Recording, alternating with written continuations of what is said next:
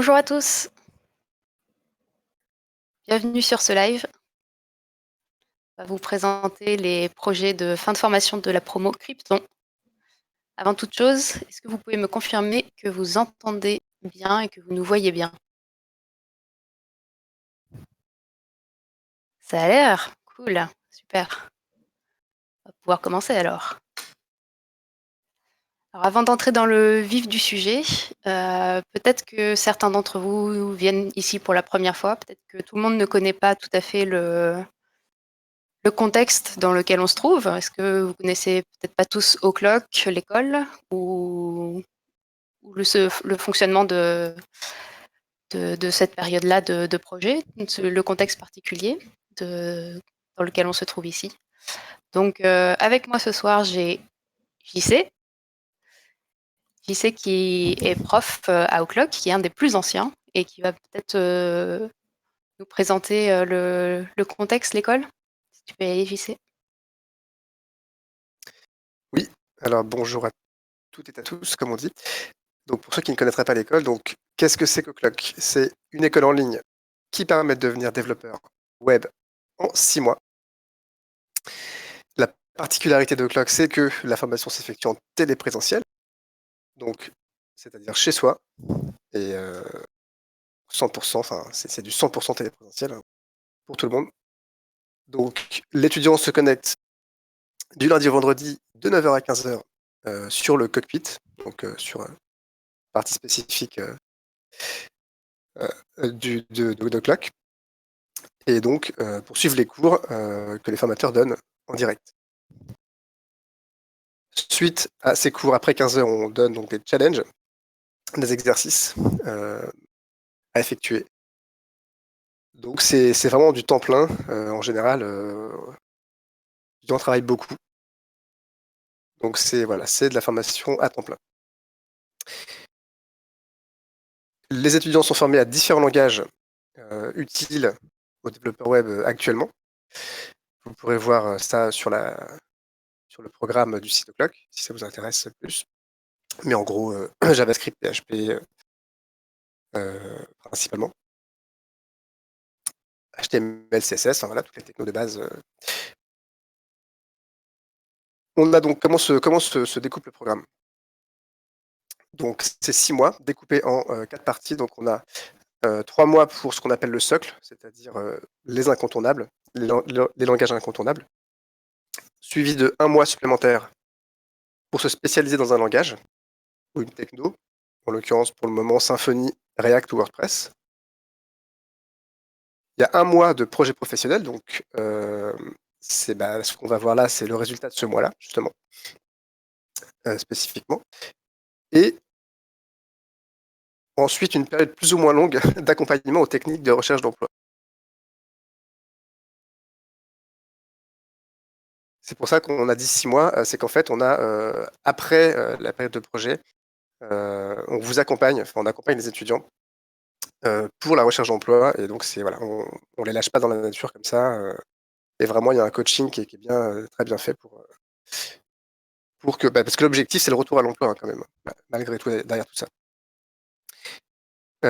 Donc, je vais conclure en disant que la formation est certifiante, c'est-à-dire que, alors, on n'est pas certifié automatiquement, mais on peut donc, si on le souhaite, passer le titre professionnel développeur web et web mobile.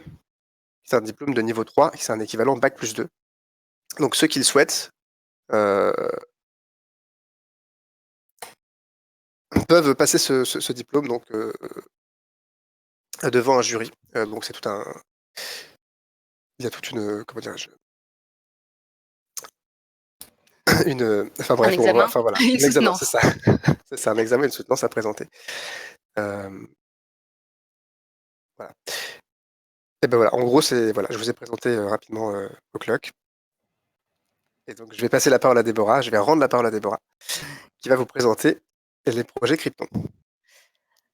Merci JC. Je pense que s'il y a des gens qui ont encore des questions sur le fonctionnement d'Oclock, peut-être on peut les inviter à regarder le site oclock.io ou à poser des questions dans le chat. On pourra peut-être profiter pour y répondre. Alors les projets Krypton en particulier, alors comme JC le disait, voilà, c'est comme c'est une formation de 5 ou 6 mois, là, Krypton, c'est une promo qui a commencé début juillet et que j'ai eu la chance d'accompagner, donc je suis en quelque sorte la référente pédagogique de cette promotion. Donc sur ce projet, le dernier mois, on va pouvoir, ils ont pu mettre en pratique tout ce qu'ils avaient pu apprendre avant, et notamment sur l'ESP, donc l'avant-dernier mois. Alors l'ESP, je ne sais plus si tu l'as dit, ici c'est React Symfony et WordPress. Donc les Kryptons, là, ils sont 24 à vous projet, 6 projets qui sont répartis sur ces 3 technos, les cumulant parfois. Donc comment ça va se passer? Alors on va avoir 15 minutes environ par projet en 2 parties. Donc une partie où ils vont vous présenter le projet qu'ils ont réalisé en équipe, et une partie où vous pourrez poser vos questions sur le Twitch, sur le chat de Twitch, et ils vont pouvoir vous répondre. Donc pour pouvoir poser une question sur Twitch, il me semble qu'il faut un compte. Vous pouvez vous inscrire, ou sinon, si vous avez un compte Facebook, vous pouvez l'utiliser pour vous connecter. Voilà. Alors, les premiers projets qu'on va vous présenter, alors là, il s'agit de Adopt Buddy. Est-ce que Adopt Buddy, vous êtes prêts?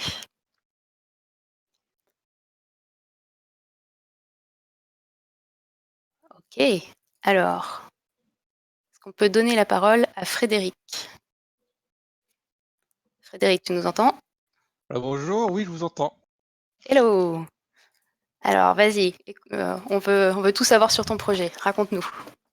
Alors, le projet Adopt Buddy, c'est un projet qui a pour but de faire adopter des animaux, en fait. Donc, de base, là, on a fait des chiens et des chats.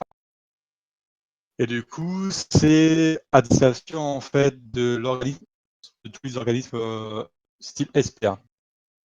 Donc, il y a dedans, ça c'est en tant qu'adoptant.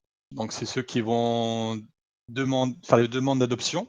Et après, il y a les associations que eux vont confirmer ou pas, prendre en contact avec l'adoptant pour l'animal, en fait. Donc, ça a pris bien. C'était un peu compliqué comme projet, mais on a réussi à faire ce qu'il fallait. Donc, je vais vous présenter ce qu'on a pu faire pendant ces quelques semaines. Donc, on peut se loguer en tant qu'association ou en tant qu'adoptant. Donc, je vais me loguer en tant que monsieur Geoffrey.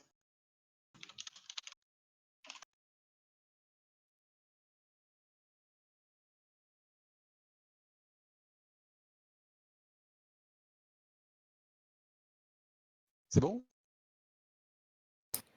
On voit tout, c'est bon. Ok, ok. Donc là, je suis en tant qu'adoptant. Donc on peut voir les derniers animaux qui sont dans le carrousel ici. Donc on peut regarder l'animal, voir sa fiche, où est-ce qu'il se situe, sa description. On peut partager via les liens ici.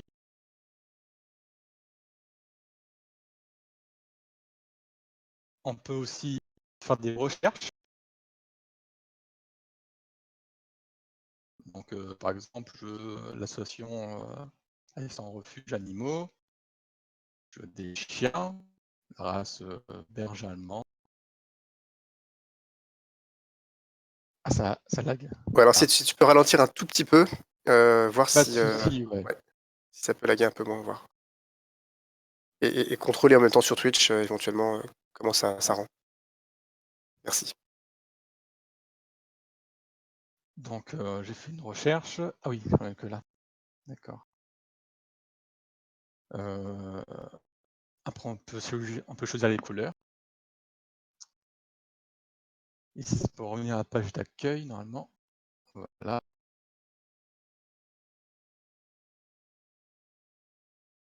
Donc ça, c'est les derniers, en fait, animaux qui ont été ajoutés. On peut éditer son profil. On peut voir les demandes qu'on a pu faire en tant qu'adoptant. On peut supprimer la demande. Alors, après, je vais me connecter en tant qu'association pour voir ce qu'on a. Donc, pour se connecter en tant qu'association, il faut cliquer ici, en fait, aller sur une page. Donc là, tout est rentré, déjà.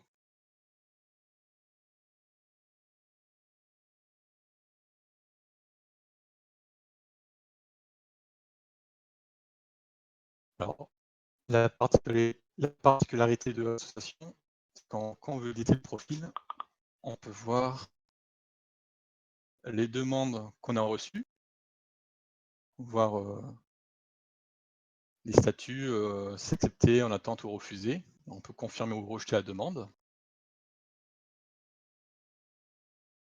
On peut ajouter un animal.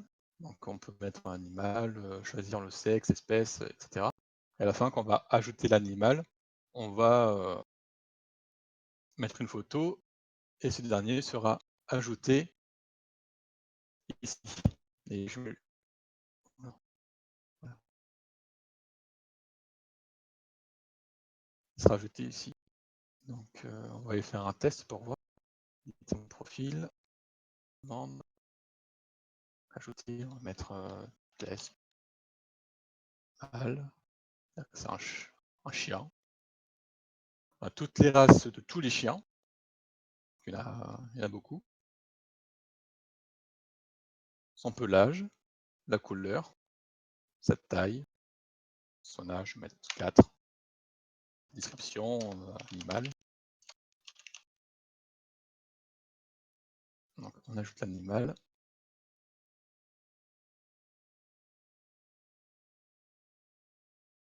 Voilà. Donc on choisit une photo. Chien.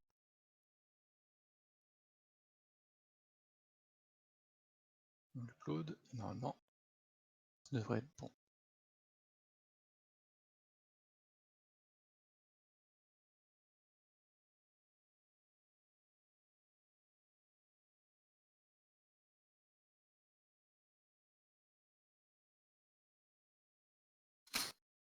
Ah, petit problème. Ah, c'est bon. Voilà.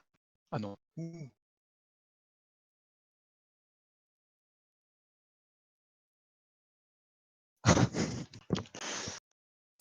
Les joies du direct. Exactement, ça marche plus. Et ça marche très bien tout à l'heure. On a un petit peu de lag, mais bon, on va dire que c'est correct. Enfin, ça passe, quoi. Là, j'ai la page qui marche plus, moi, du coup. Les uploads de fichiers, c'est toujours problématique. Ouais, je vois ça là, ça a tout planté.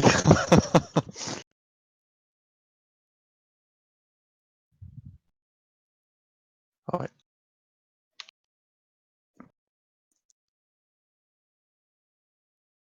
Voilà. Ah, alors, faut que je corrige ça.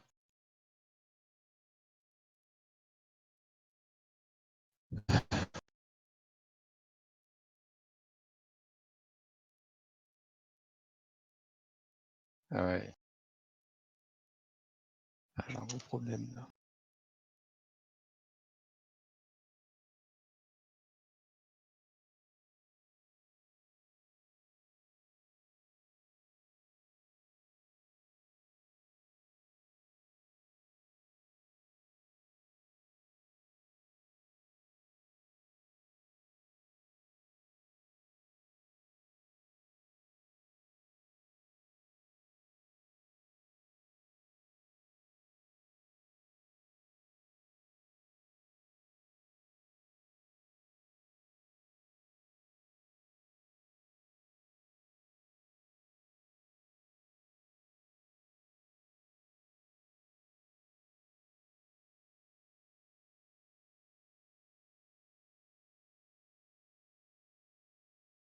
Parce qu'il y a des questions dans le chat notamment qui demandent si Ah tu ouais. étais seul sur le projet ou quels étaient les technos. Tu peux peut-être Ah nous non, décrire alors ça? j'étais pas du tout seul sur le projet. Alors, on était total 4, donc 2 React et 2 front, enfin 2 backs et Symfony.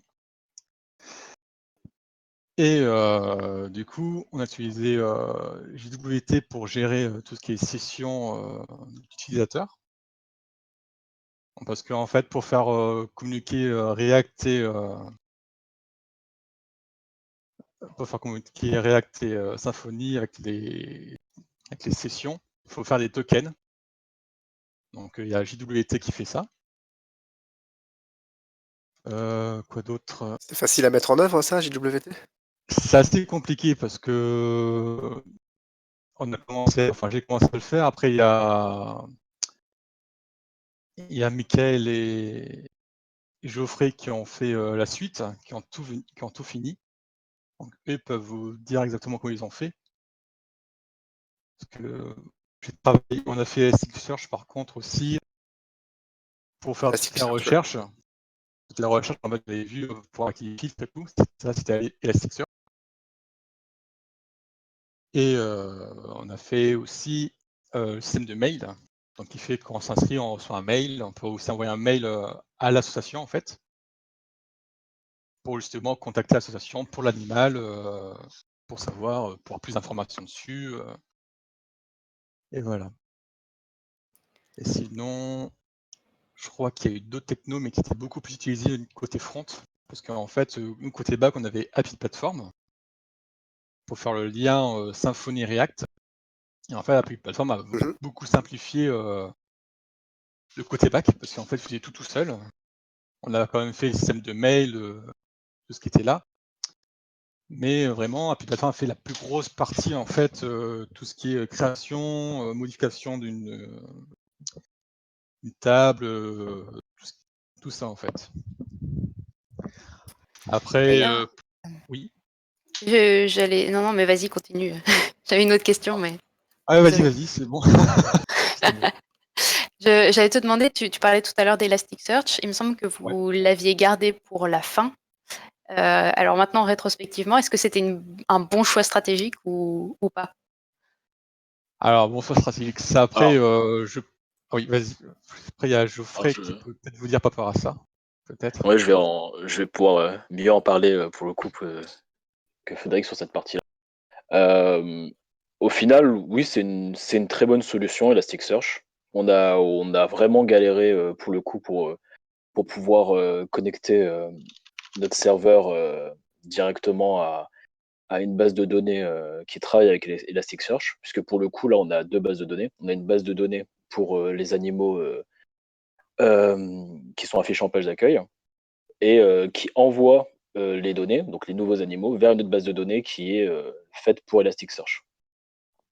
Donc on a vraiment galéré pour pouvoir mettre en place cette connexion. Mais une fois que ça a été fait, pour le coup, en front, ça a été, je vais pas dire simple après à mettre en place la recherche, mais il y avait, si on suit la doc, il y a rien de compliqué. Merci beaucoup. Comment? Super. Merci beaucoup pour ces compléments d'information. Donc pour ça, oui, c'était très simple, Elasticsearch, très simple. Ça marche toujours pas. Et sinon, au niveau des technos, c'est quels technos qui vous ont le plus pris de temps ou pris la tête au choix? Je pense que là, c'est l'inscription et la connexion, je pense, qui nous ont pris le plus de temps pour se connecter. Ouais. Elasticsearch après, puisqu'il fallait prendre en main quand même toute la doc, etc. Mais principalement, c'est la connexion inscription. Je crois que vous ne serez pas les seuls à nous en parler ce soir. On a encore eu des soucis quelques heures avant la presse pour quand on amerge tous nos, tous nos repos, etc. Avec justement la connexion et justement l'erreur que vous avez vue tout à l'heure. On l'avait corrigé, mais apparemment. Ça marche toujours pas. Oui, ça arrive le live, c'est. Comment ça marche très bien. On l'avait corrigé, bah voilà. Sinon, moi je continue de parler de la recherche, hein, puisque j'ai tout, puisqu'il faut bien discuter de quelque chose.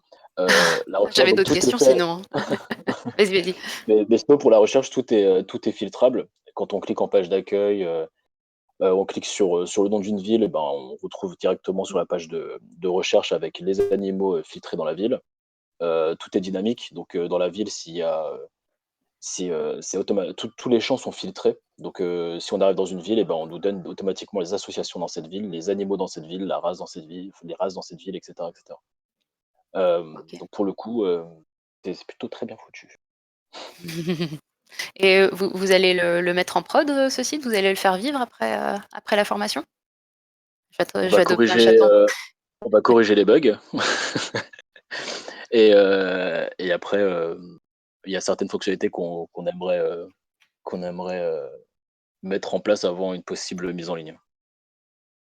D'autres choses à mettre en place, qui sont, je Ok, pense, indispensables pour la plateforme. d'accord. Et vous avez peut-être d'autres fonctionnalités auxquelles vous aviez pensé à la base? Ouais, l'ajout en favori, par exemple. On n'a pas eu le temps de le mettre en place, mais pour un utilisateur, un adoptant, de pouvoir, par exemple, avoir une petite sauvegarde des animaux qui lui plaisent. Donc, pouvoir le garder, pouvoir peut-être faire une demande d'adoption plus tard. Ça, on n'aurait pas pu le mettre en place, par exemple. Et pour le coup, ça mériterait d'être dans une VR. Ok, intéressant tout ça. Alors Ah, merci oui, oui. beaucoup. Je crois qu'on a déjà épuisé le temps, le temps alloué. Désolée pour le bug en direct. Ouais, je trouve, enfin, c'est la page d'accueil en fait qui bug du coup. Ah, Ouais, bon, Comme tout part de là, du coup, forcément. exactement. effectivement. Bravo à vous, en tout cas. Ouais, bravo, super. Ah, ça y est, on a l'écran, là. Ah, on a l'écran, parfait. Je pense que ce sera quand même suffisant pour voir qu'il y a du super boulot derrière. Merci beaucoup pour cette présentation. Merci à vous. Avec plaisir.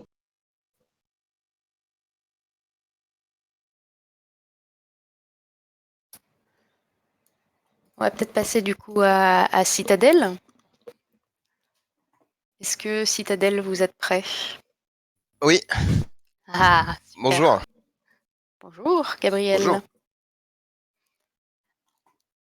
Alors, on voit tout. Alors, j'aurais besoin d'une confirmation. Oui, c'est bon, on voit tout. Tu peux y aller. Super.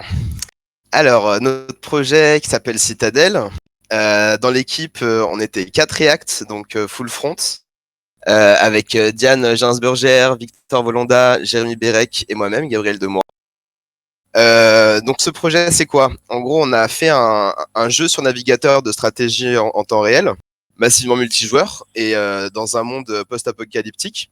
Le but, en fait, c'est que vous contrôlez une citadelle, un genre de fort, une petite ville, avec le but de l'agrandir. Donc, vous pourrez améliorer vos bâtiments, vous aurez des ressources, vous pourrez créer vos soldats. Et le but, voilà, c'est de l'agrandir au maximum. Donc, ça, c'est la page principale, avec un petit résumé du jeu, et avec un petit résumé en RP du jeu, quoi. Ensuite, on a la pas s'inscrire, mais vous pourrez ici mettre un avatar pour aller connecter sur une citadelle sur la page de connexion. Hop. Et donc là, on a accès à une nouvelle nav avec news et forms qui ne sont pas encore implémentées, mais à terme, on va essayer de la faire. Et donc là, on va pouvoir se connecter à. Donc, comme vous pouvez le voir, vous avez 3 types de ressources, le fer, le pétrole et les munitions. Vous avez aussi du coup un petit hover lorsque vous êtes sur une des ressources qui vous indique la production par heure, le stockage max qui est juste en dessous, ainsi que la population maximum. Donc par exemple, à ce moment-là, j'ai 2 soldats dans ma citadelle, donc je suis à 2 sur 20. Ici, vous avez la main view, celle où il y a les informations des bâtiments, un petit icône pour dire à quoi correspond le bâtiment. Vous avez donc plusieurs bâtiments, le quartier général, la caserne, la mine de fer, qui va du coup augmenter vos ressources de fer, production de ressources de fer, la plateforme pétrolière qui augmente celle du pétrole, l'usine de munitions qui augmente celle des munitions, vous avez la ferme hydroponique qui va augmenter votre population maximum, donc qui est celle-là ici, juste ici, ainsi que l'entrepôt qui va augmenter vos ressources, la limite de vos ressources. Donc par exemple, juste ici, on va améliorer notre petit entrepôt. Donc ici, vous avez un petit event qui va vous indiquer le temps restant pour que la construction s'achève. On a aussi implémenté un petit chat ici avec un petit chatbot et une partie publique qu'on peut communiquer avec le bot, lui dire bonjour par exemple, lui dire par exemple qu'on est en stream. Hop, ah si j'avais su, je me serais habillé. Voilà, petite blague. Vous pouvez aussi communiquer avec les autres joueurs s'ils sont là, s'il y a du monde de connecté. Ça a l'air fou votre truc là. Ça va. Moi, il n'y a pas grand monde. Alors, il y a Communiquer qui avec sur le chat, les on va joueurs, en retrouver attendant qui en fait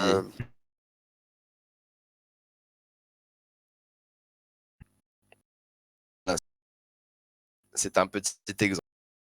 Ensuite, on a pour vous montrer les bases du jeu, quoi. Ça vous explique un peu les bases, avec les ressources, à quoi elles servent, les différents bâtiments, avec leurs icônes, leur petite description pour vous indiquer à quoi ils servent. Ensuite, vous avez le soldat. Donc, pour l'instant, on a implémenté qu'une seule unité, qui est donc le soldat. Et donc, la carte que je vais vous montrer juste après. On a fait une petite technique, si vous voulez communiquer avec les développeurs, par exemple. On a le plan du site avec les différentes naves, quoi, et des conditions générales d'utilisation. On va retourner du coup dans notre citadelle pour voir la fin de notre stockage qui a eu lieu, voilà, exactement. Donc, qui est à 1600 maintenant. Et donc, les ressources vont commencer à s'augmenter au fur et à mesure pour pouvoir aller jusqu'au niveau max, quoi.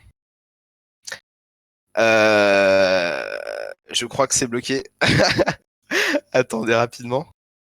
Il y a un petit blocage. Ça arrive de temps en temps. Désolé pour ça. Hop. Si ça va bien. On va se reconnecter rapidement. Juste pour vous montrer la petite carte. Hop. Donc ici, on a une petite carte qui, pour l'instant, elle n'est pas... Ce qu'on avait voulu implémenter, on n'a pas réussi à le faire parce qu'on n'avait pas vraiment le temps. Mais dans les possibles évolutions, on a dit en fait qu'on allait avoir les autres citadelles des autres joueurs à côté de notre citadelle. Des citadelles abandonnées aussi qu'on pourra attaquer, piller ou même défendre en envoyant des renforts, faire de la diplomatie, du commerce, etc. Mais bon, moi, c'est pas assez pour pouvoir tout faire. Et donc voilà. Pour les petits donc je vais aussi vous parler des technos qu'on a utilisés. Pour le front, donc on a utilisé React, comme je l'ai dit. La partie serveur, on a dû la faire en Node.js.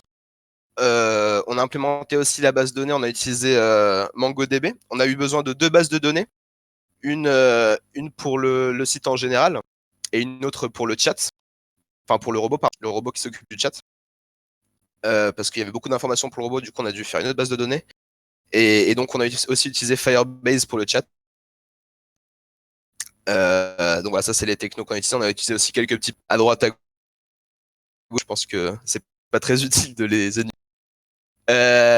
Au niveau des soucis techniques, alors comme vous le savez, les nouveaux langages, donc Node.js et Firebase, on n'a pas appris pendant la formation, donc on a dû l'apprendre pendant toute cette phase. Donc c'était un problème technique en soi. Heureusement, on a eu l'aide de Jérémy qui avait déjà des connaissances dessus, qui nous a aidés. Ensuite, il y a quelques petits problèmes sur le calcul des ressources qui étaient un peu problématiques. On a encore quelques petits problèmes qui ne sont pas visibles pour le moment, heureusement. Ça se passe bien à la présentation parce qu'on a eu quelques petits problèmes juste avant, pendant les exemples. Mais le calcul des ressources a été compliqué à gérer. On a eu quelques petits conflits avec Git aussi qu'on a réussi à développer au fur et à mesure. C'était surtout sur les débuts. Quelques petits problèmes de serveur aussi avec Node, des variables qu'ils ne connaissaient plus, etc. On a aussi tenté d'implémenter un bot anti-triche. Si jamais des joueurs voulaient tricher de quelconque manière, on a essayé de l'implémenter. Malheureusement, on a vu que c'était assez lourd et compliqué, qu'on n'avait pas vraiment le temps, donc on s'est ravisé au dernier instant, quoi. On a eu quelques petits problèmes à convertir aussi, donc pour l'event ici, convertir le temps avec la barre de progression. Voilà, plein de petits problèmes. Je vais aussi vous montrer une page profil qu'on a fait, si ça veut bien. Ici, vous pourrez changer vos informations, mettre un autre avatar, une nouvelle description. Et voilà. Ah, excusez-moi, le back-office. On a fait un petit back-office.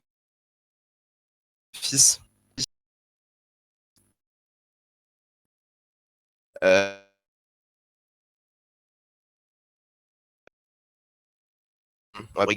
avec donc mon mail, le score, le résumé, si je suis connecté ou pas. Donc là, je suis plus connecté. Ma citadelle, on peut y accéder directement pour avoir ces informations. Alors là, on a un petit bug, c'est qu'on peut pas voir les ressources max ni la population max. Mais voilà, on a les informations sur les ressources qui sont attribuées et donc la liste des sites. Voilà, Ça, c'est le back-office super admin, quoi, en gros. voilà, en gros, c'est ça. Et donc voilà, c'était un super mois. Merci beaucoup, Clock. On a appris beaucoup.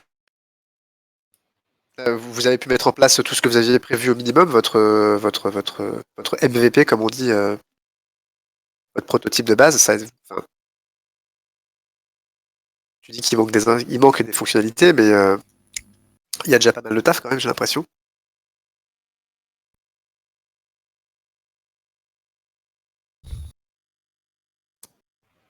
Allô? Oui. Deb, quelqu'un? Ah, Oui, est-ce que vous alors, nous entendez bien? Ouais, là, oui. vous m'entendez? Ok. Ok, Je te Vas-y. demandais, oui, Gabriel, si... ouais, vas-y. c'est moi qui m'occupe des questions. Pour D'accord. le MVP, oui, on a pu tout faire, mis à part qu'il y a 2-3 bugs par-ci par-là, mais sinon, par ça, on a pu tout faire et on a même fait plus que ce qu'on avait prévu, notamment le chat. Ok. Là, il y avait quelqu'un qui a demandé dans Twitch, c'est Amiral Nova qui a demandé si le multi était opérationnel. Non, c'est pas opérationnel. C'est ça, donc ça ferait partie d'une V2 s'il y avait une V2. Oui. Et alors, est-ce qu'il y aura une V2? Non, parce que il y en a deux qui vont partir, enfin qui vont se préparer pour Péquast et le titre pro, donc du coup, on pourra pas faire la vidéo pour le moment. Mais peut-être un jour, dans longtemps. Ok, effectivement. Les projets de chacun, le titre pro. Alors après, il y a une question qui est revenue plusieurs fois, donc notamment Abyssaire ou Eva, qui demandent votre niveau d'avant la formation. Ils trouvent votre projet bluffant.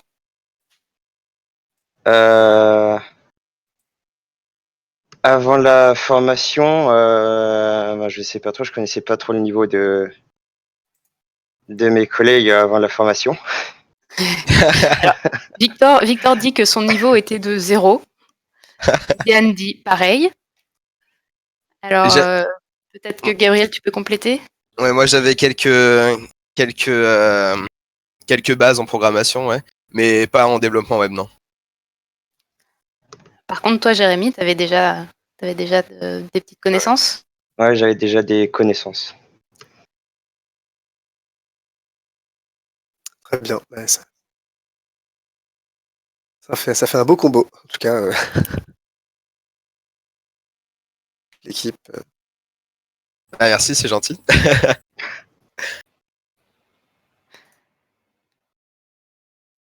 Est-ce que du coup tout le monde a. Je vois une autre question de FXXL qui demande si le mélange débutant avancé a été. Est-ce que vous avez réussi à vous partager les tâches?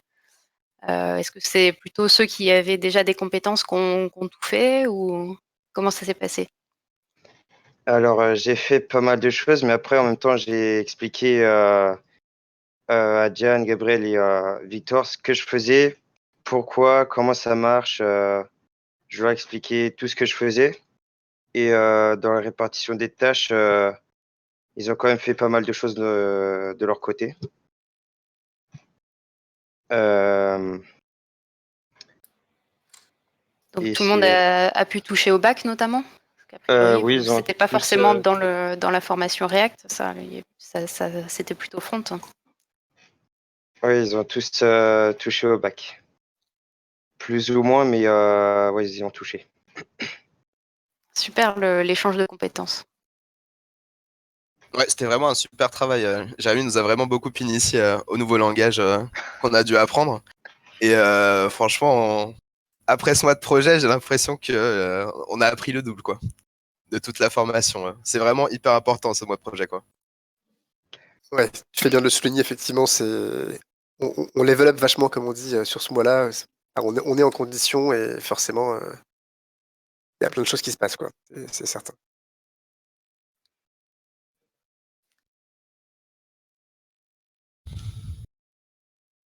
Tiens, bah, vu qu'on a un peu de temps, il y a une question en direct là sur Twitch. On vous demande pourquoi Node et pas PHP. Alors, car on avait décidé de passer sur du MongoDB pour la base de données, car pour un jeu qui est sujet à évolution très rapidement et donc parfois à changer de structure, et en SQL, ça aurait été plus compliqué car il aurait fallu tout penser correctement dès le début, chose qui est pas évidente quand on développe un jeu. Et comme je connaissais D'accord, déjà MongoDB en Node et pas en PHP, c'était vite réglé. On a préféré passer en Node. ça marche. Merci. Alors, avant de passer au projet suivant, il y a un conseil de Victor pour les futurs étudiants que je trouve assez pertinent. N'oubliez pas de vous détendre de temps en temps lors de la formation, mais surtout mettez vos vies de côté parce que c'est une formation très intense. Alors effectivement, ça demande beaucoup d'investissement. C'est fort intense comme tu le dis, mais faut pas oublier de se détendre quand même, de se reposer un peu. Enfin, faut pas se mettre, pas être en mode de travail en continu toute la nuit, tout ça. C'est un coup à se griller parce que ça dure 5 mois quand même. Et là, on voit que vous êtes à la fin de votre marathon. Et on voit que vous avez réussi à ce challenge d'organisation, on va dire. Notamment pour ceux qui ont des enfants, c'est parfois un peu compliqué. Merci d'avoir souligné ça.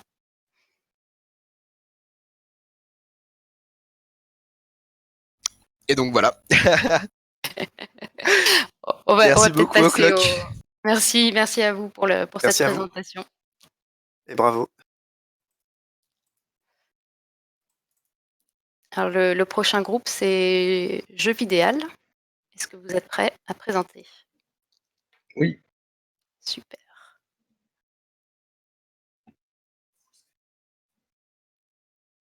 Est-ce Alors, qu'on m'entend? Est-ce qu'on voit le bureau? on t'entend, on te voit pas encore. Tu peux y aller. On voit le bureau. Ah oui, ça y est. C'est bon. Eh bien, bonjour à toutes et à tous. Donc, nous, on va présenter le sujet, le projet donc jeuxvidal.fr. Donc, on a été 3 à travailler dessus. Donc, Rémi, Duc et moi sur la technologie de WordPress. Donc là, du coup, on est sur la page d'accueil de notre site. Donc, notre site, ce serait une sorte de réseau social, donc qui est un moyen de mise en relation pour de l'échange et de partage de jeux vidéo, donc au format boîte uniquement, entre les différents membres inscrits. Donc, tout ça grâce à un système de messagerie interne. Donc ici, là, au niveau du visuel de la page d'accueil, on a donc tout en haut le joli logo qui donc dispose d'une petite animation. Je ne sais pas si on la voit à l'écran, si ça rame pas trop. Donc une petite animation sur le logo. On a donc le menu avec la barre de recherche et les différents onglets. On a donc la barre de présentation du site internet. Et jaquettes qui normalement devraient être les plus partagées par les membres sur le site, mais on y reviendra. En dessous, donc, on a la liste de tous les membres inscrits qui sont classés donc sur plusieurs pages différentes par ordre de dernière activité. Et là, on peut voir qu'il y a 2 minutes, il y a 37, etc. Donc, il y a toutes les informations également là sur les membres, sur les différents membres, mis à part effectivement la géolocalisation. Ça aussi, pareil, on y reviendra. Donc il y a plusieurs pages accessibles en statique, qu'on soit connecté ou non là via la page d'accueil. Donc là, via le menu, on a la page de FAQ. qu'on peut voir accessible à tout moment sur le site. Donc une petite page de FAQ. Aussi au niveau du footer, on a la page de contact. Voilà, que dans le footer, on a aussi également les liens vers les réseaux sociaux. Sur cette page de footer, on a aussi donc également accès à la politique de confidentialité. Voilà. Donc ça c'est pour le côté donc membre, non membre, donc quels que soient les droits. Mais si par exemple on va sur se connecter, on tombe du coup sur la page de connexion de presse qui est customisée pour ressembler plus au style de notre thème en fait. Donc là on est sur cette page de connexion. La barre de recherche aussi est fonctionnelle, donc dans la barre de recherche, je vais tomber sur la liste des différents membres qui possèdent un jeu qui contient le mot Mario, donc Mario Kart, Mario Sunshine, Mario Odyssey, tous y. Et on peut aussi également faire une recherche par membre. Et ça nous sortira directement le membre concerné. Voilà, donc comme vous le voyez là derrière en fond, le fond qui a été importé depuis le site unsplash.com qui change en fait aléatoirement à chaque réactualisation de la page au changement de page. Donc toutes les images qu'on voit derrière qui sont changées automatiquement sont libres de droit et sont toutes dans un thème vidéoludique pour coller au style. On continue toujours à les voir là en transparence derrière les différents. Ensuite, si on essaye de faire un scénario de quelqu'un qui vient s'inscrire sur le site, donc on clique sur s'inscrire, on tombe sur un formulaire en fait qui est programmé par le plugin qu'on a utilisé, le plugin BuddyPress. En fait, il nous permet de gérer tout ce qui est lié de près ou de loin à un réseau social, au système de réseau social. Un formulaire auquel on a quand même rajouté des champs personnalisés. Là, en l'occurrence, les jeux recherchés, les jeux possédés. Et les jeux possédés, en l'occurrence, il faut obligatoirement en mettre un pour faire partie du site. Donc là, si je fais l'exemple d'une connexion, tac.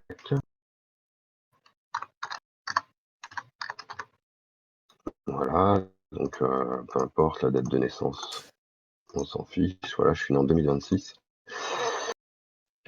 Voilà, j'ai 8 ans. Je possède donc une PlayStation 4. Je recherche Mario. Et je possède. Atari Lynx. Il y en a encore beaucoup qui ont des Atari Lynx. Ah, on a tapé dans toutes les consoles et supports possibles et inimaginables. Uncharted Collection. Donc voilà, là je crée mon minimal. Vous venez de créer votre compte, vous devez maintenant l'activer en utilisant le lien qui se trouve dans le mail. Donc là, on reçoit un mail, s'il vous plaît, dans mes notifications.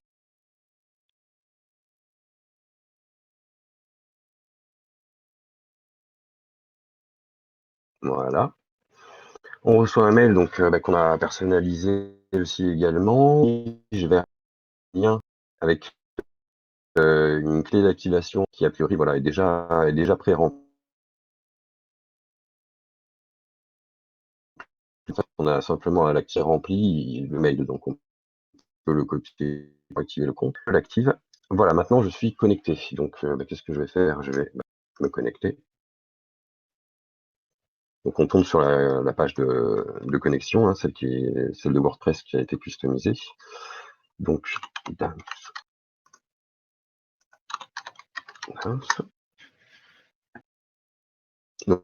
donc là, je me connecte en tant que membre, ce qui fait que dorénavant, c'est aux différents profils, mais que surtout communiquer avec eux, ce que je ne peux pas faire quand je ne suis pas connecté.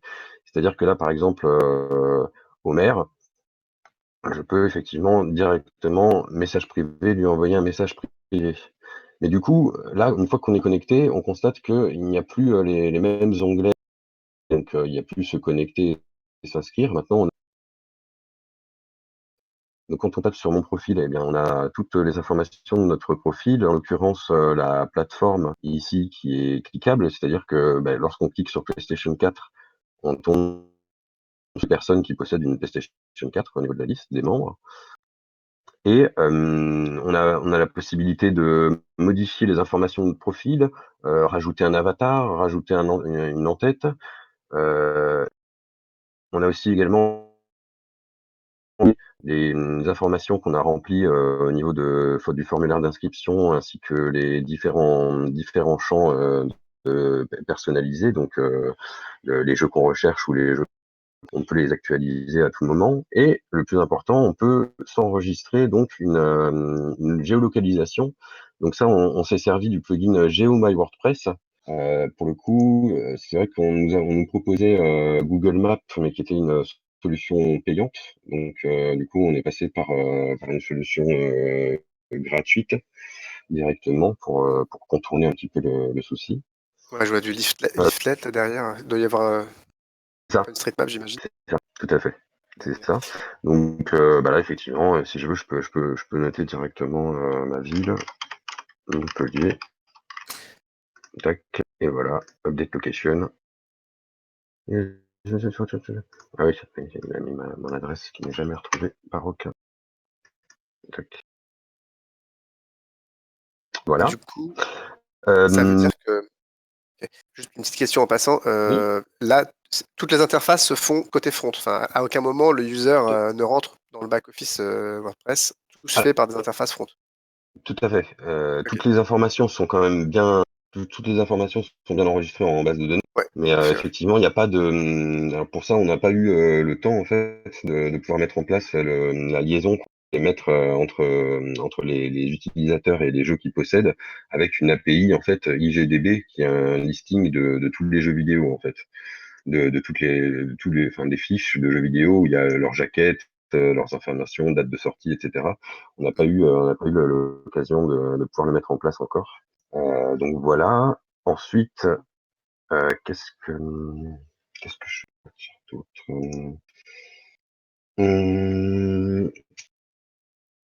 Oui, c'est ça. Il nous manque, en fait, ce qui nous manquerait à mettre en place, c'est la géolocalisation à faire apparaître sur la liste des membres, c'est-à-dire que les membres puissent être triés par distance, c'est-à-dire qu'une fois connecté, on a enregistré son adresse, on puisse faire une recherche qui nous indique les membres qui sont au plus proche de chez nous. Donc ça, effectivement, c'est quelque chose qu'on n'a pas eu le temps d'implémenter, tout comme l'API IGDB pour le listing des différents jeux vidéo. Voilà, sinon, alors on a réfléchi à, par exemple, des différents business models qui pourraient être applicables sur le site, mais en fait, ils pourraient être mis en œuvre que sur le long terme, c'est-à-dire que, par exemple, on pourrait mettre un espace public sort, on pourrait même aller jusqu'à proposer des services payants en plus, mais tout ça, ça pourrait être fait qu'à publier et que la fréquentation sera assez constante. Voilà, on a aussi pensé à tout ce qu'on pourrait développer en plus. Donc, comme par exemple des systèmes de notation, donc pour pouvoir vérifier le niveau de confiance de chaque utilisateur, c'est un bon indicateur. Ou encore un système de demande d'amis ou de création de groupe qu'on n'a pas eu le temps d'implémenter, mais qui serait facile et rapide à mettre en place via BuddyPress pour les demandes d'amis. Voilà. On a fait la demande pour réserver le nom de domaine jeuxvideo.com, mais malheureusement il était déjà pris, donc on a dû le changer en jeuxvideo.fr et du coup faire toutes les modifications sur le site à ce niveau-là. Mais on pense pas encore en fait à le publier le site pour le moment tant que il remplira pas 100% des fonctionnalités minimales auxquelles on avait pensé à la base au début. Donc il est pas 100% fonctionnel.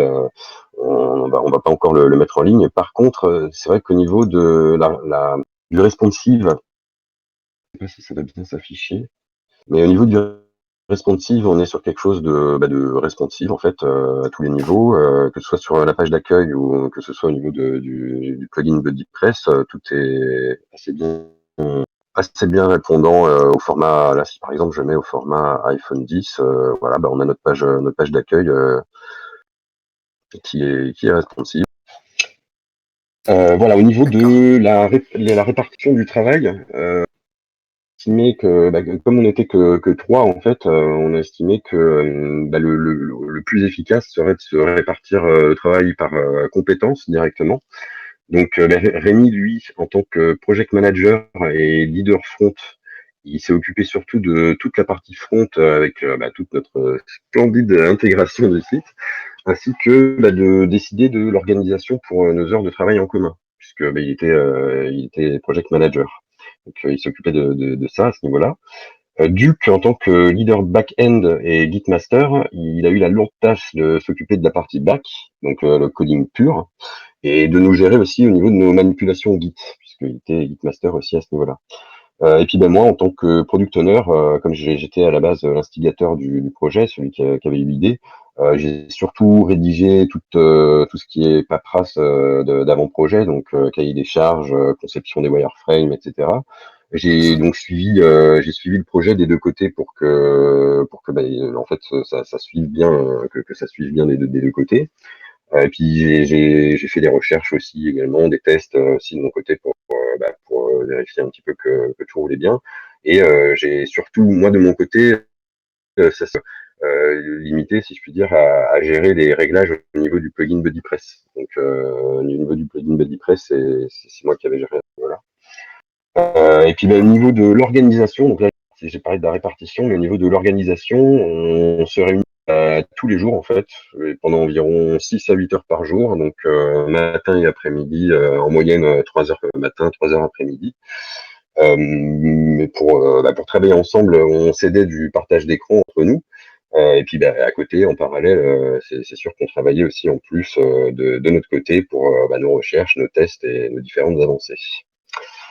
On a eu D'accord. quelques difficultés en nous frottant aux commandes Git, donc je crois un petit peu comme tout le monde, mais bon, à part des pertes de temps, rien de grave, c'était pas non plus gravissime, mais c'est vrai que ça fait perdre du Ah, temps et ça met un peu La sur les période de nerfs. projet sert aussi à ça, hein, en général. C'est C'est ça. là qu'on manipule Git vraiment. Bon, c'est vrai que au final, sur la période courte, parce qu'on se rejoint aussi, les gens étaient passés à une vitesse phénoménale. Donc c'est passé vraiment très vite. Et puis finalement, en fait, malgré notre confiance et d'expérience des débuts, et puis quelques sacrifices qu'on a dû faire aussi, comme un magnifique carrousel de notre page d'accueil qui a dû être sacrifié sur l'autel de l'esthétisme, si je puis dire. Malgré tout ça, c'est vrai que on est assez fiers du chemin parcouru. On remercie beaucoup au Clock. On est très fiers du résultat obtenu, même si on est allé jusqu'au bout de nos fonctionnalités. C'est pas qu'on n'a pas Après, réussi, c'est qu'on n'a pas eu le temps. ce que je trouve intéressant là, c'est que du coup, votre projet, il est quand même s'il n'y a pas toutes les fonctionnalités, ce qu'on voit, c'est pas buggé et ça fonctionne quoi, en l'état. Ce qui est présent fonctionne et le thème du site, j'ai pas vu tout à l'heure, tu peux ajouter des jeux hein, dans ton back-office ou pas, dans ton profil? Je peux ajouter des. Des jeux. Ah oui, alors Ouais. je me connecte sur mon profil. Effectivement, on a possibilité ici profil modifié. On peut modifier toutes ces informations, y compris les champs personnalisés d'inscription, oui, tout à fait. Qui sont aussi toutes ces informations là également enregistrées en base de données aussi également. Ok, Alors, c'est une liste.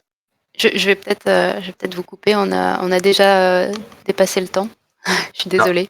Mais Damien, je crois que tu as répondu à peu près à toutes les questions qu'on pouvait avoir. Ah oui. En tout cas, toutes celles que j'avais préparées, moi, tu y as déjà répondu. C'est magnifique. Le guide et tout. Voilà, Avec bien un dernier petit Vas-y, remercier vas-y. mon équipe, Rémi et Duc, qui ont dû mes excès d'humeur depuis bonnes 3 semaines ce dernier mois. Un grand merci à eux. Voilà, évidemment, c'est évident, j'y serais jamais arrivé sans eux, donc forcément, je me dois de rendre à César ce qui appartient à Rémi et à Duc. Merci beaucoup Bravo. pour cette présentation. Bravo. C'est bien de le dire, ouais. Ouais. C'est vrai que la période de projet aussi, je pense qu'on le redira peut-être plus tard, Déborah, je sais plus, mais c'est aussi justement ce côté humain qu'on met en pratique. Enfin voilà, on se confronte forcément à d'autres à d'autres personnes, donc voilà, ça peut se passer. Enfin, après comment dirais-je, C'est on une expérimente, préparation, hein. voilà, les joies du travail en équipe, quoi, forcément. C'est ça. Après tout, en entreprise, c'est pareil. Des fois, avec les collègues, ça peut. Il y a des moments qui sont plus durs que d'autres, hein. On apprend le savoir-être, oui, tout à fait. Merci Malika pour le petit rappel. Voilà, merci à vous. Merci à toi. Merci. Alors, le prochain projet, donc Speedy Quiz. Est-ce que vous êtes prêts? Oui. On me fait signe qu'il faudrait que tu passes en plein écran. C'est bon. Alors, apparemment, c'est pas le bon lien. Qu'est-ce qui se passe? Désolée pour ce petit bug en live, les joies du direct.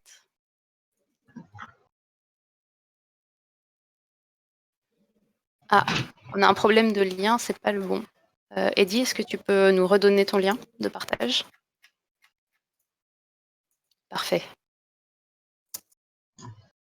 Merci beaucoup. Fabio, tu nous confirmes quand c'est bon?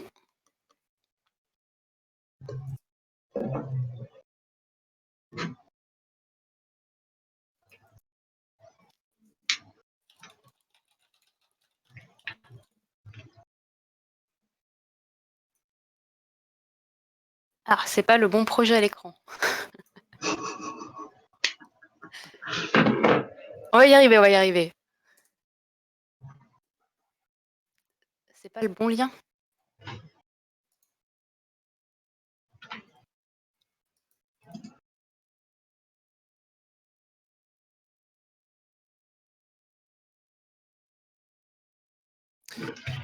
Ouais, bravo l'équipe de Jeux Vidéal, hein, ça continue des félicitations continue d'arriver sur le chat.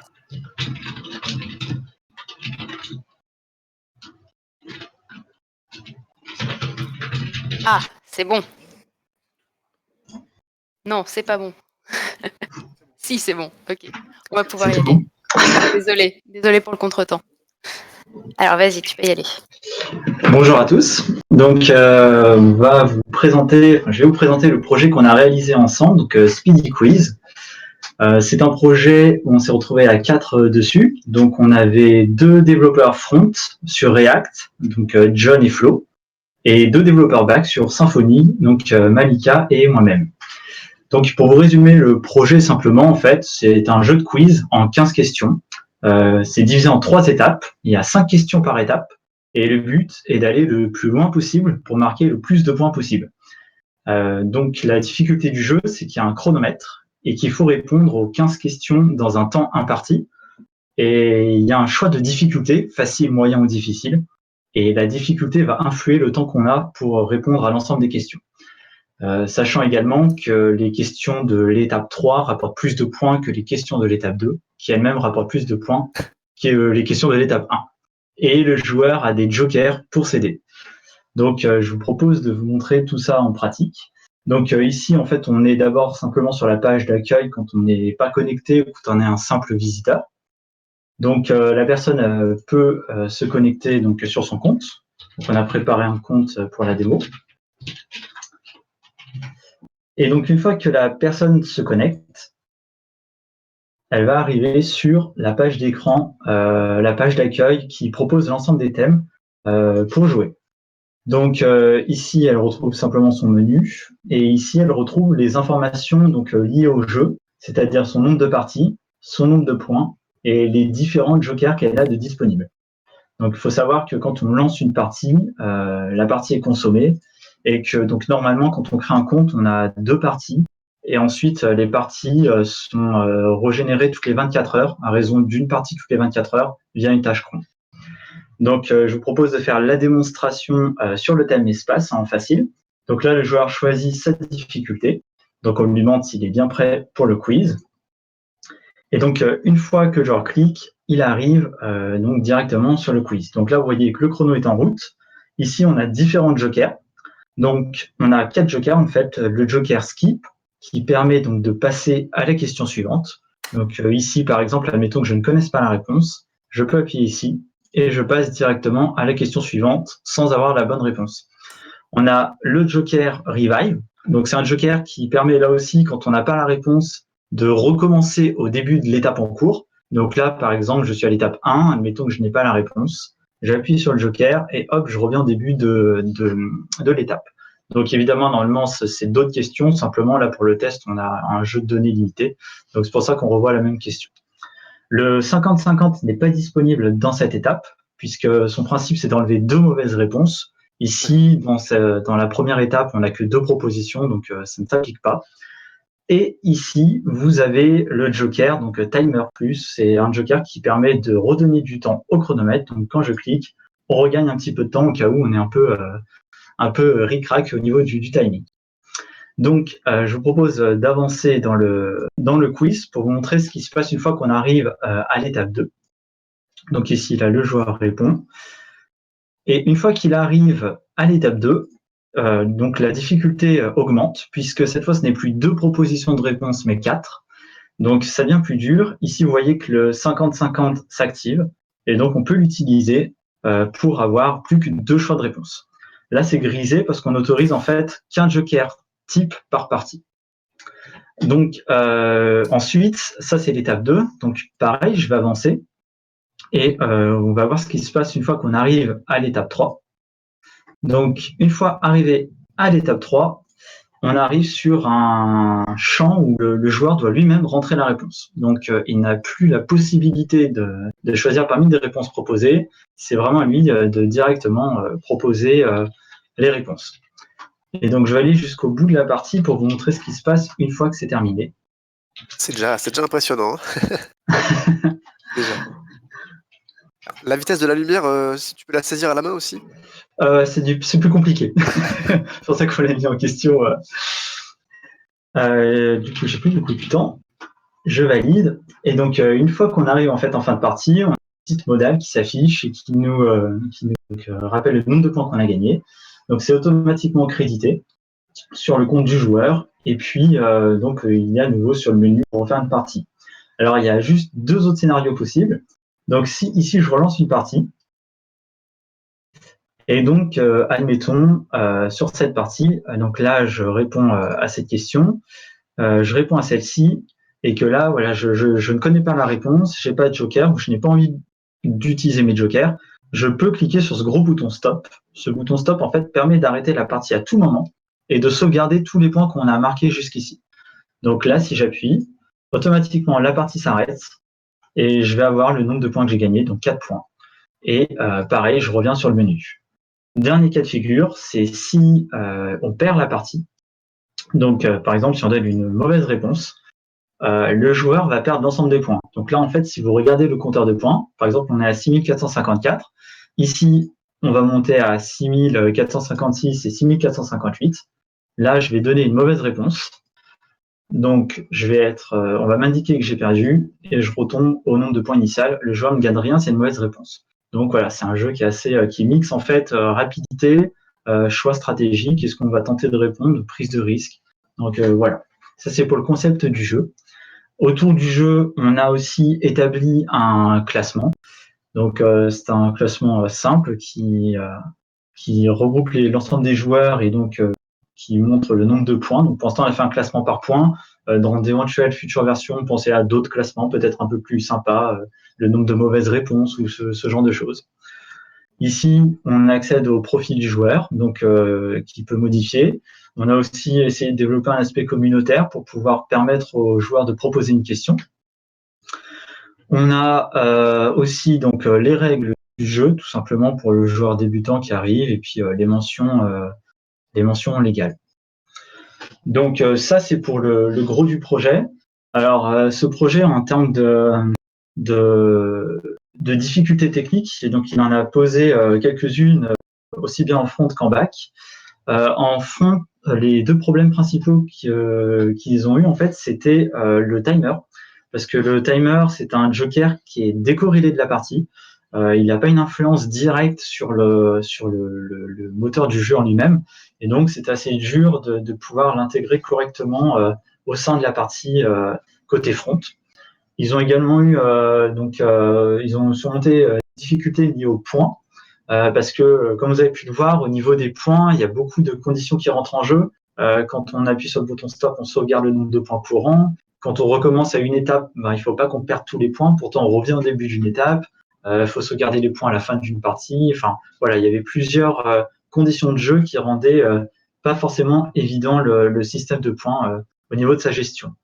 Et nous, côté back, on a rencontré donc évidemment des problèmes au niveau du login et de la connexion. Donc ça, c'était un gros morceau puisque pareil, on est passé donc par le système de token, JWT token. Sauf qu'en fait, on s'est servi de Symfony comme une API et on n'est pas passé par API plateforme. On a tout fait à la main. Donc c'était assez fastidieux au début de trouver tout ce qu'il fallait pour faire fonctionner le Symfony de cette façon, les bundles dont on avait besoin. Pour la sérialisation, pour envoyer les données au front et pour gérer ce système de login. Après, une fois que ça a été mis en place, en fait, l'avantage d'avoir fait ça à la main, c'est que c'était très simple ensuite pour nous de manipuler tout ça pour réussir à communiquer correctement et de manière sécuritaire avec le front. Et puis de manière générale, on s'est aussi poser des questions en termes de performance, puisque par exemple, on a pas mal réfléchi à limiter le nombre d'appels au serveur, puisque par exemple, si on faisait un appel au serveur à chaque fois qu'il y avait la question qui apparaissait et qu'on allait chercher des réponses, on avait peur que ce soit un petit peu lourd. Donc on a préféré, quand le joueur commence, envoyer toutes les questions d'un coup au niveau du front et les réponses, comme ça après, tout ça a été géré niveau front. Il y a simplement pour les jokers qu'on fait une requête directement lorsque le joueur utilise un joker, on le met directement à jour côté serveur parce que bon, si le joueur refresh la page, ce genre de problématique, il faut bien qu'on sauvegarde quand même ces actions qu'il a effectuées. Donc voilà au niveau du projet. Je sais pas s'il y a des questions. Bravo. Il y a des questions. Merci. Qui a été répondu dans le chat, mais on peut la reposer pour le stream. Question de Fabio qui demande comment sont gérées les différentes orthographes pour une réponse manuelle. Alors pour une réponse manuelle, en fait, c'est traiter la chaîne de caractères qui est rentrée donc par l'utilisateur. On va enlever les espaces et on va essayer de traiter les accents aussi. Voilà, pour vraiment avoir quelque chose d'uniforme en base de données et que l'utilisateur puisse quand même répondre de manière plus normale entre guillemets. Ok. Est-ce que vous avez cherché s'il y avait des librairies qui permettaient de faire des recherches comme ça en mode texte sur des mots, non, peut-être? Non, on s'est pas penché dessus. Non, on a fait un traitement vraiment manuel, on va dire. Ouais, non, mais c'est bien. Le mode manuel, de toute façon, c'est bien hein, pour attaquer un projet. C'est toujours plus formateur aussi. Effectivement. Il y a une question de Seb Lunar, Seb de Lunar, je pense du coup. Comment vous est venue l'idée de ce projet? Alors l'idée de ce projet, en fait, c'est moi qui étais à l'origine. Ça m'est venu parce que je suis fan de jeux de quiz et j'adore ça. Donc je me suis dit, voilà, pourquoi pas on crée un projet avec un mode de jeu spécifique et puis ensuite chacun a participé. C'est ça qui était intéressant aussi. C'est que j'ai mis une idée de base et puis chacun dans le groupe après a apporté aussi ses idées, ce qui a créé ce projet-là. Par exemple, initialement, moi je n'avais pas prévu de faire de thème et l'idée a été apportée au sein du groupe et on a trouvé ça bien, donc on a ajouté des thèmes et donc voilà, après ça s'est construit au sein du groupe aussi. Et alors justement, tu parles du groupe. Est-ce que, alors je ne sais pas si toi tu as la réponse, mais est-ce que tu pourrais présenter un peu le background de chacun, d'où vous venez? Est-ce que vous aviez déjà codé avant, ce genre de choses? Oui. Alors on avait côté front, on avait Flo. Alors je crois qu'il n'avait pas de connaissances initiales. Il a vraiment tout appris avec O'Clock. On avait John qui avait déjà une expérience professionnelle au niveau du front.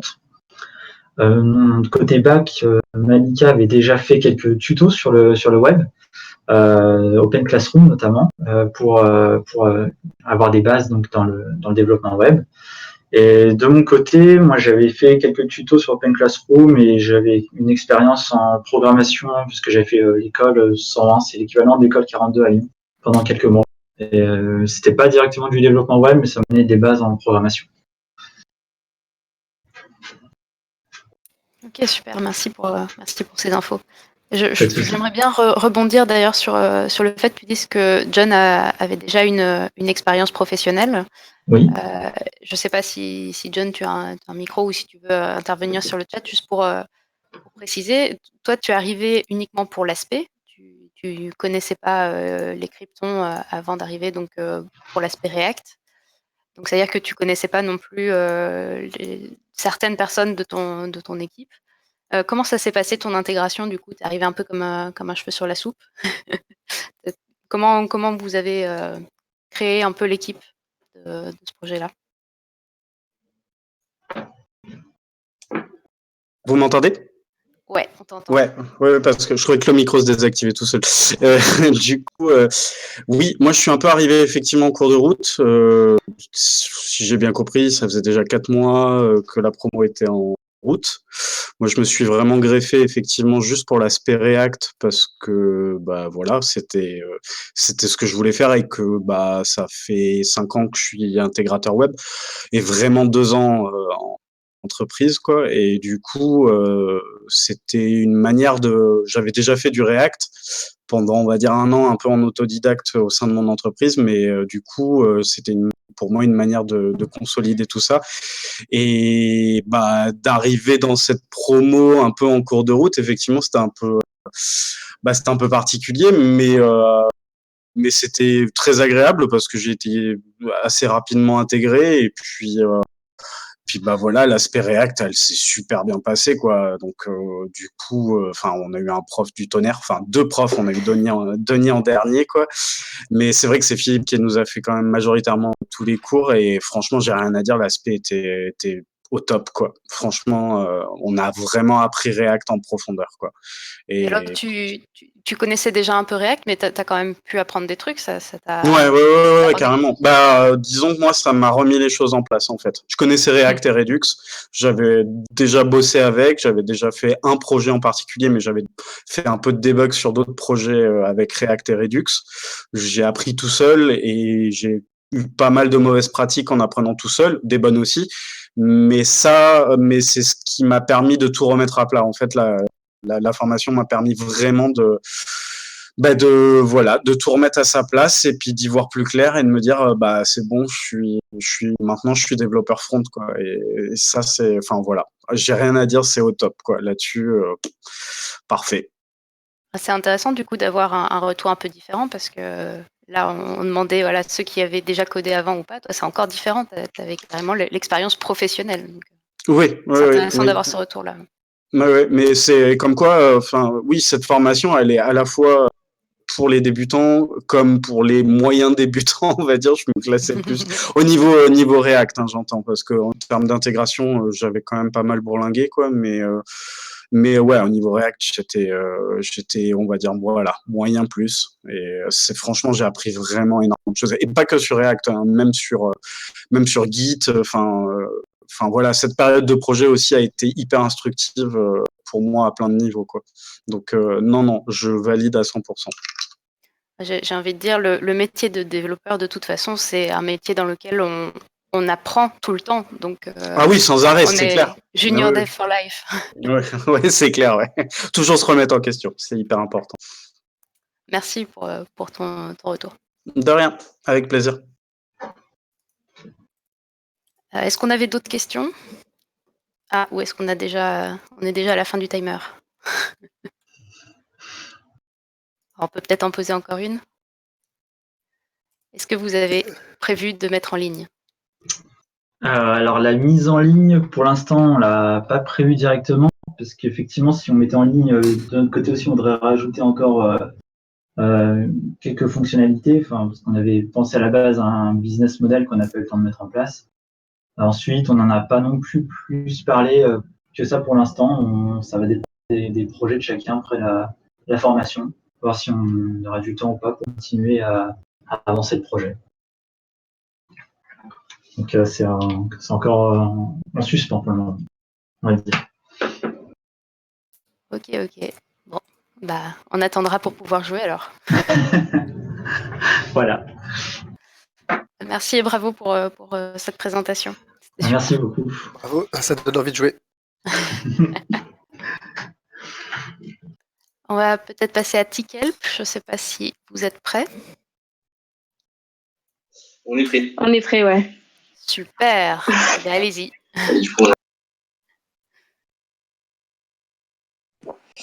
Donc nous, bonjour à tous. Nous, on est la team Tikelp.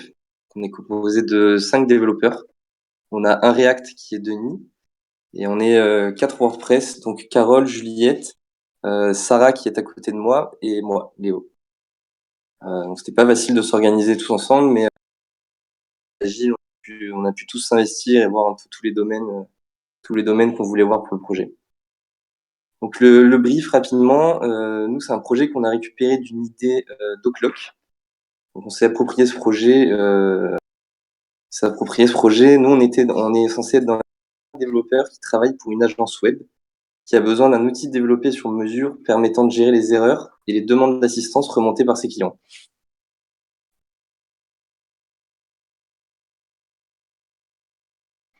Alors, on va aller côté client, du coup, donc sur le site. Donc, je me connecte comme si j'étais une cliente.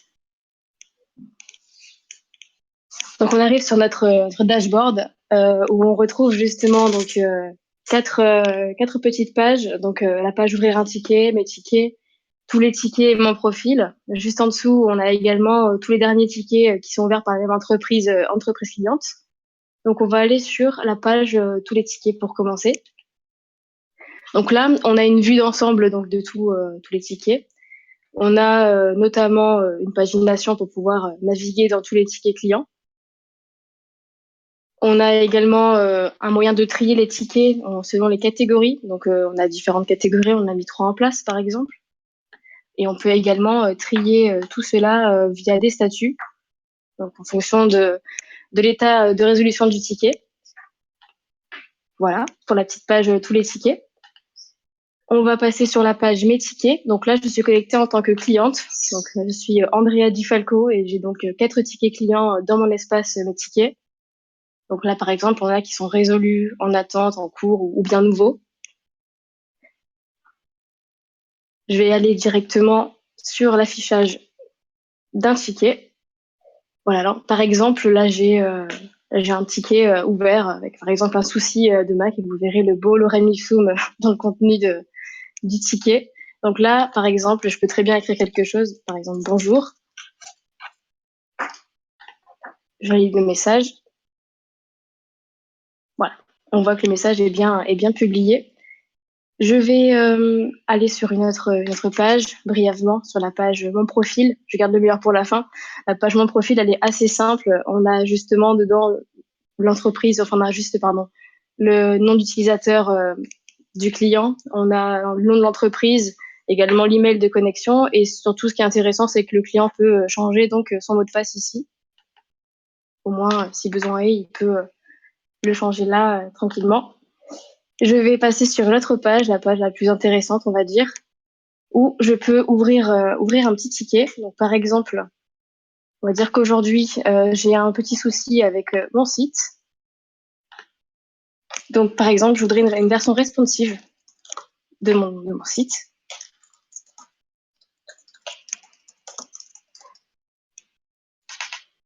Responsive de mon site. Hop.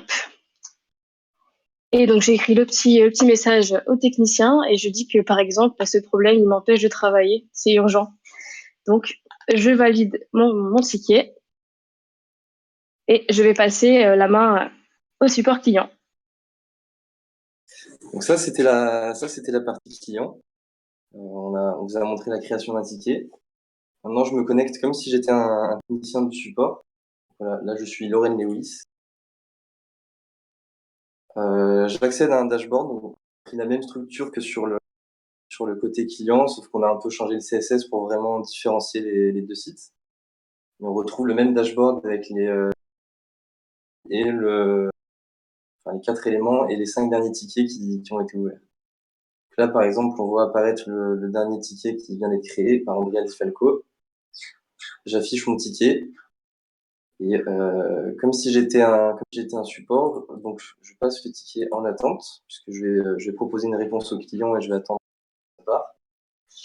Et je m'attribue le ticket. Donc je suis Laurent Lewis. Je regarde. J'écris un petit mot au client. Bonjour. Je vais dire bonjour, merci de passer à l'agence pour voir.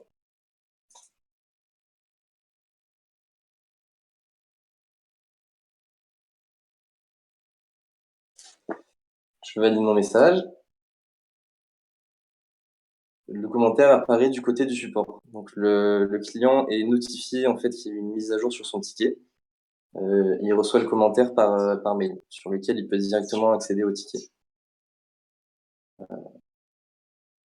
Là, je retourne sur le ticket, sur les côtés clients pour vous montrer rapidement.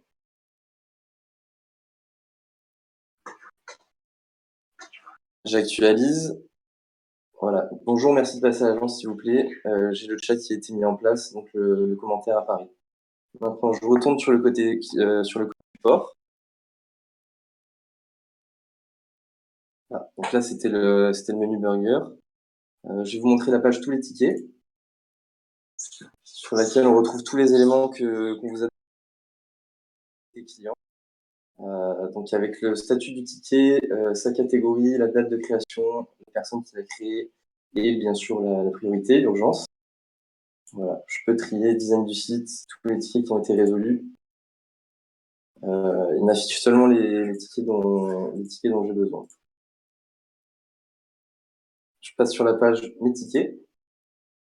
Donc ça, c'est tous les tickets qui me sont attribués à moi de support. Donc pour l'instant, j'en ai que 5. Mais on a mis en place un système de pagination donc qui me permet de naviguer entre les pages. En fait. Page suivante, donc on a mon profil. Pareil, on retrouve à peu près les mêmes informations, sauf qu'on a en cours pour le support, le nombre de tickets résolus, une moyenne de notation, donc ça c'est une petite fonctionnalité qu'on comptait mettre en place plus tard, et mes domaines de compétences, donc web, design, informatique, le technicien qui remplit. Voilà. Donc là, on vous a présenté les deux parties du projet, côté client, côté support. Là, on va passer à la présentation des problématiques techniques. Donc, je donne la parole à Sarah.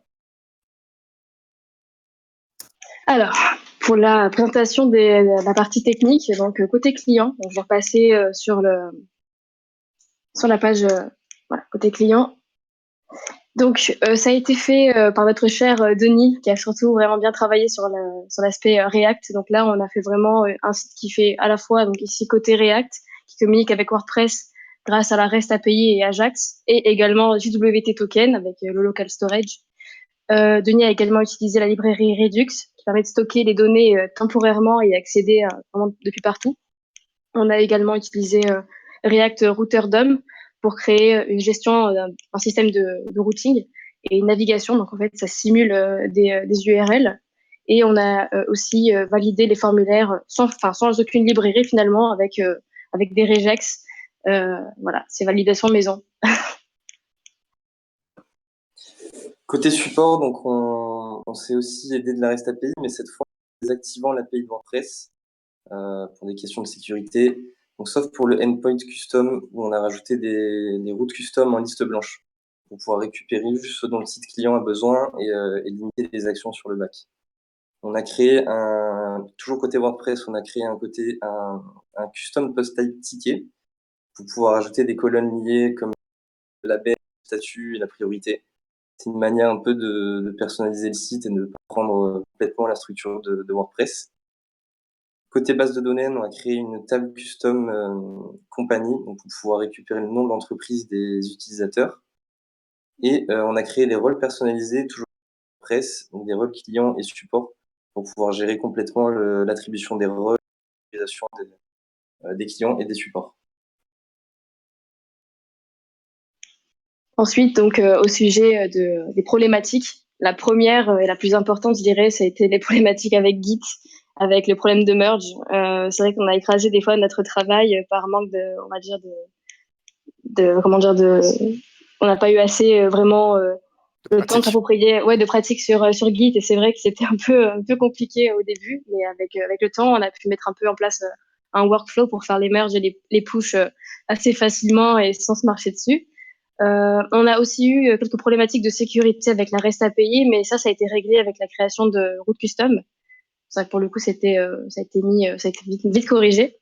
On a aussi eu un petit quiproquo sur la BDD custom, parce qu'au départ, c'est vrai qu'on était parti sur une table totalement custom, avec une table ticket dans la base de données. Donc, c'était une bonne idée en soi, mais c'était vraiment trop limité avec WordPress, et ça perdait totalement l'intérêt d'utiliser WordPress finalement.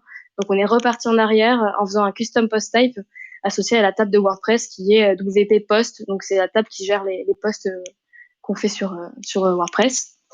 Et la problématique, on peut dire que c'est une problématique sans en être une, mais c'était le travail à 5. Ça a demandé des ajustements de la part de tous, fonction avec des méthodes agiles, des briefings, etc. Je pense que ça peut faire l'objet d'un petit point dessus. Voilà, et donc dernière partie pour penser un peu à l'évolution de ce projet. On avait prévu vraiment beaucoup de choses au début. Et en fait, plus les semaines avançaient, plus les jours avançaient, plus on se disait qu'on va devoir sortir des V2, voire des V3. Et entre autres, on souhaitait ajouter une barre de recherche pour les tickets, pour pouvoir rechercher les tickets par ID, par technicien, client ou par mots-clés. Ensuite, on voulait, Denis, côté React, voulait utiliser Socket, IO et Node.js pour dynamiser la section chat en temps réel, un peu comme nos chers amis de Citadel. Et, on voulait créer une page statistique donc, qui permettait de récupérer le temps de réponse et le temps de résolution d'un ticket, le nombre de tickets résolus au total et l'évaluation globale d'un technicien ou d'une catégorie. C'est ce que je vous ai montré sur la page profil technicien, mais qu'on n'a pas pu mettre en place. Et en dernier, la proposition d'un questionnaire de satisfaction au client, donc ça rejoint ce point, pour une notation du technicien, donc de 1 à 5 étoiles, et pour pouvoir ajouter des remarques, le ticket est résolu, des remarques qui seront communiquées aux techniciens. Voilà. On a fait le tour du projet. Ça tombe bien, il y a tout plein de questions. Ouais. Je te laisse prendre la première.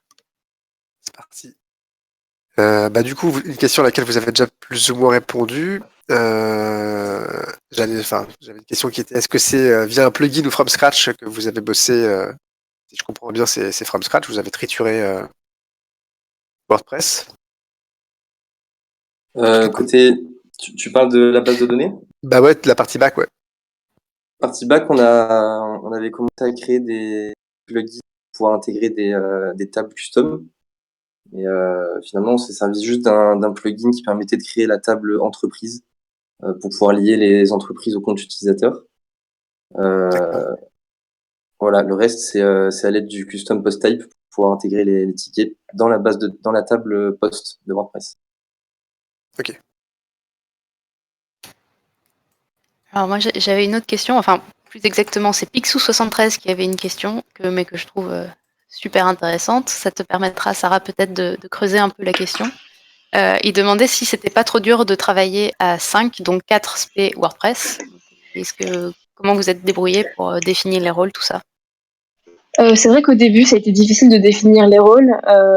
Si je reprends les rôles, donc Denis, c'était notre Git Master et notre développeur React attitré. Pour le reste, on avait Léo qui était sur l'aspect back. Moi, j'étais project manager pour le coup. Juliette était si je dis pas de bêtises, dev front. Et Carole, elle avait le rôle de, si je dis pas de bêtises, non, j'ai inversé, je crois. J'ai plus les rôles en tête exactement, mais c'est vrai que en termes d'organisation, ça a demandé d'utiliser des outils comme Trello. Je pense que tout le monde s'en est servi plus ou moins. et surtout d'être beaucoup dans la communication. Donc, on était souvent ensemble sur Discord pour parler de ce qu'on fait, etc. dans la journée. C'est vrai qu'on a on a plus souvent été tous ensemble que de notre côté. Et surtout, on a fait des stand-up meetings à distance tous les matins en se disant, voilà, vous avez fait quoi la veille, j'ai mis ça en place, bien, on teste, etc. Vraiment, beaucoup de communication parce que sinon, c'est vrai que ça aurait peut-être pas été possible d'avoir quelque chose de carré comme ça, je pense.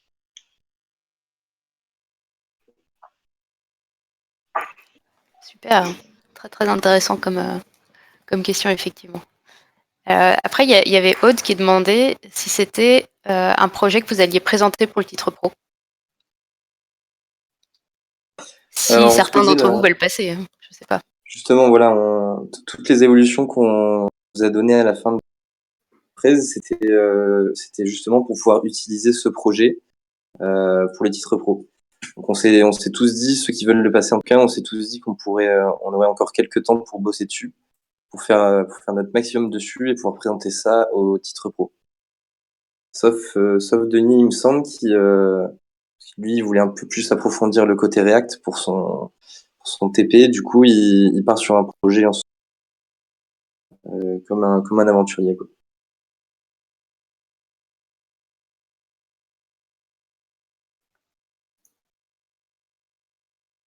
Ok. Je vois que dans le chat, Picsou dit que c'était un groupe relativement féminin, mais je dirais même que c'est plutôt un groupe presque une parité dans le groupe, et c'était cool, je pense aussi. C'était aussi intéressant d'être pratiquement sur une parité, à une personne près.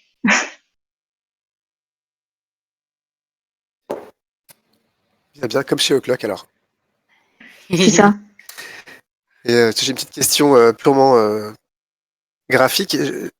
Enfin, on voit qu'il y a deux thèmes graphiques, un côté client et un côté admin, j'ai l'impression, technicien. C'est parce que vous êtes en train de travailler sur. Enfin, il y a un thème qui est ancien et l'autre qui est revu, ou enfin, pourquoi en fait?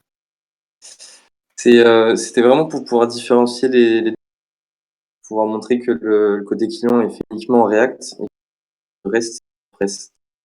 On aurait pu, c'est vrai qu'on aurait pu unifier un petit peu le style. Ça, c'est encore en réflexion pour la fin du projet. Mais, Ok. mais voilà, c'était vraiment juste pour différencier les deux parties, quoi. Donc support et client. D'accord, j'avais pas tilté en fait que c'était que dans la partie back, on était vraiment en WordPress standard et puis C'est ça, ouais. ou le contraire. Enfin, du coup, je sais plus.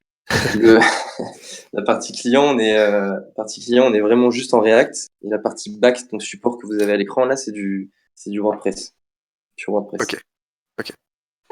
Et comme dit Denis dans le chat, effectivement, c'est du coup deux sites qui ont deux publics différents. C'est pas les mêmes personnes qui vont sur le site client et Ouais. le site support. Donc, ça se Donc tient. le look and feel est différent. Ouais. Ok. C'est ça, et puis en plus de ça, on pourrait se dire que finalement, le côté support, c'est là où on pourrait implémenter de nouvelles fonctionnalités d'un point de vue graphique. Et après, on peut le déployer aussi chez les clients, du coup. Mais l'avantage d'avoir deux sites différents aussi, au-delà de l'aspect graphique, c'est qu'on peut implémenter différentes fonctionnalités en fonction des besoins. Le support n'a pas forcément le même besoin qu'un client. Le client, il faut que ce soit relativement épuré et assez straight to the point. Ok, merci. Super, merci beaucoup. Merci. C'est bête qu'on arrive encore à dépasser le chrono parce qu'il y avait encore tout plein de questions dans le chat. Donc j'espère que que vos collègues peuvent répondre à tout ce qui reste.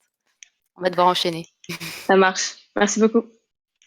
Merci à tous. Merci à vous et bravo. Alors le projet suivant, c'est le projet Community. Est-ce que Community, vous êtes prêts? Bonsoir.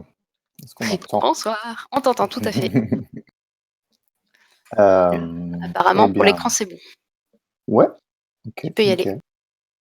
Bah donc, je vais vous présenter O'Clock Community. Donc, c'est un projet qui a été fait à 4, donc avec Thibaut Garnier et Vincent Sureau pour la partie back-end et Elodie Chiarani et moi-même pour la partie front.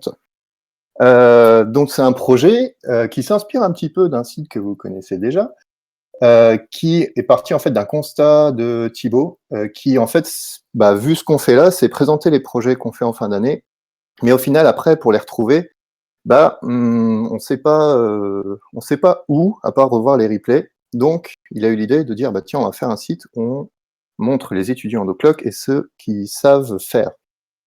Ainsi que pour les recruteurs aussi, pour voir les nouveaux les étudiants d'Oclock et les projets, etc. Donc le site se découpe en deux parties. Il y a la partie front que vous avez là qui est totalement en React et une partie back qui a été fait en Symfony.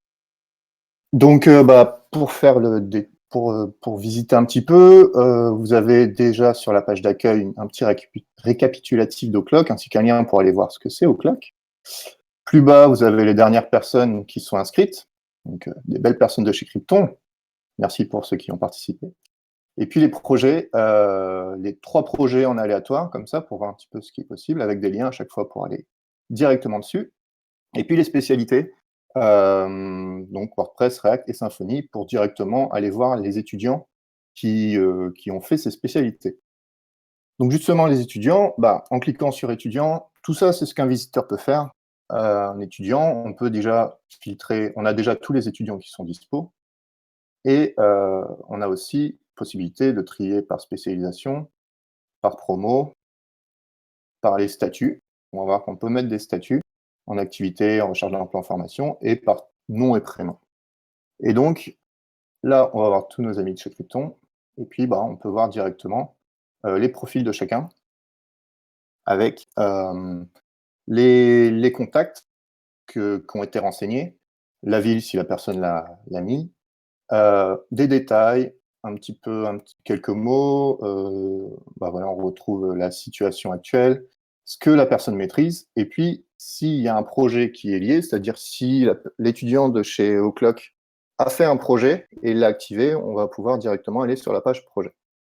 Donc, on va revenir dessus, mais projet, justement, on a exactement la même page avec un système qui va permettre de voir par rapport à l'aspect et puis voir par rapport aux promos aussi ce qui a été fait. Et donc, boum, tiens, on retrouve nos amis de Citadel qui ont activé leur site. Et puis, on voit aussi une autre, bien sûr. Et donc, là-dessus, sur cette page, on retrouve l'équipe, les technologies utilisées, la description, le projet en image, carrousel qui permet de voir un petit peu ce que ça donne. Et puis, ici, en découvrir plus, il y a un lien pour le site, mais il peut aussi y avoir un lien pour une vidéo sur YouTube, par exemple. Et donc, à partir de là, ça, c'est ce que les visiteurs peuvent voir. Pour ce qui est des étudiants, on peut s'inscrire, enfin, on ne s'inscrit pas, en fait. Pour que ce soit de vrais étudiants, en fait, l'admin va envoyer un mail aux étudiants qui vont recevoir un mot de passe directement. Et puis, ils vont pouvoir, du coup, se connecter. Donc, voilà, j'ai mis mes trucs. On se connecte. Et on retrouve la page d'accueil.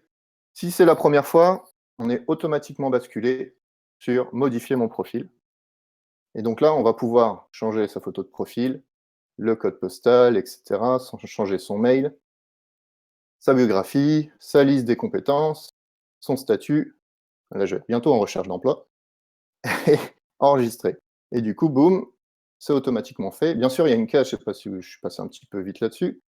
Il y a une case pour afficher le profil, parce qu'on n'est pas obligé de l'afficher, c'est si la personne a fini son chose, enfin son profil, il peut l'afficher. Puis on peut aussi le supprimer et directement enlever tout ce qu'il y a sur la base de données et point barre. Pour ce qui est, on a aussi la possibilité de modifier son projet. Donc on a l'image principale ainsi que les 3 images. Donc si par exemple je veux changer une image et que je veux sélectionner, normalement j'en ai fait une tout à l'heure, oui c'est bon.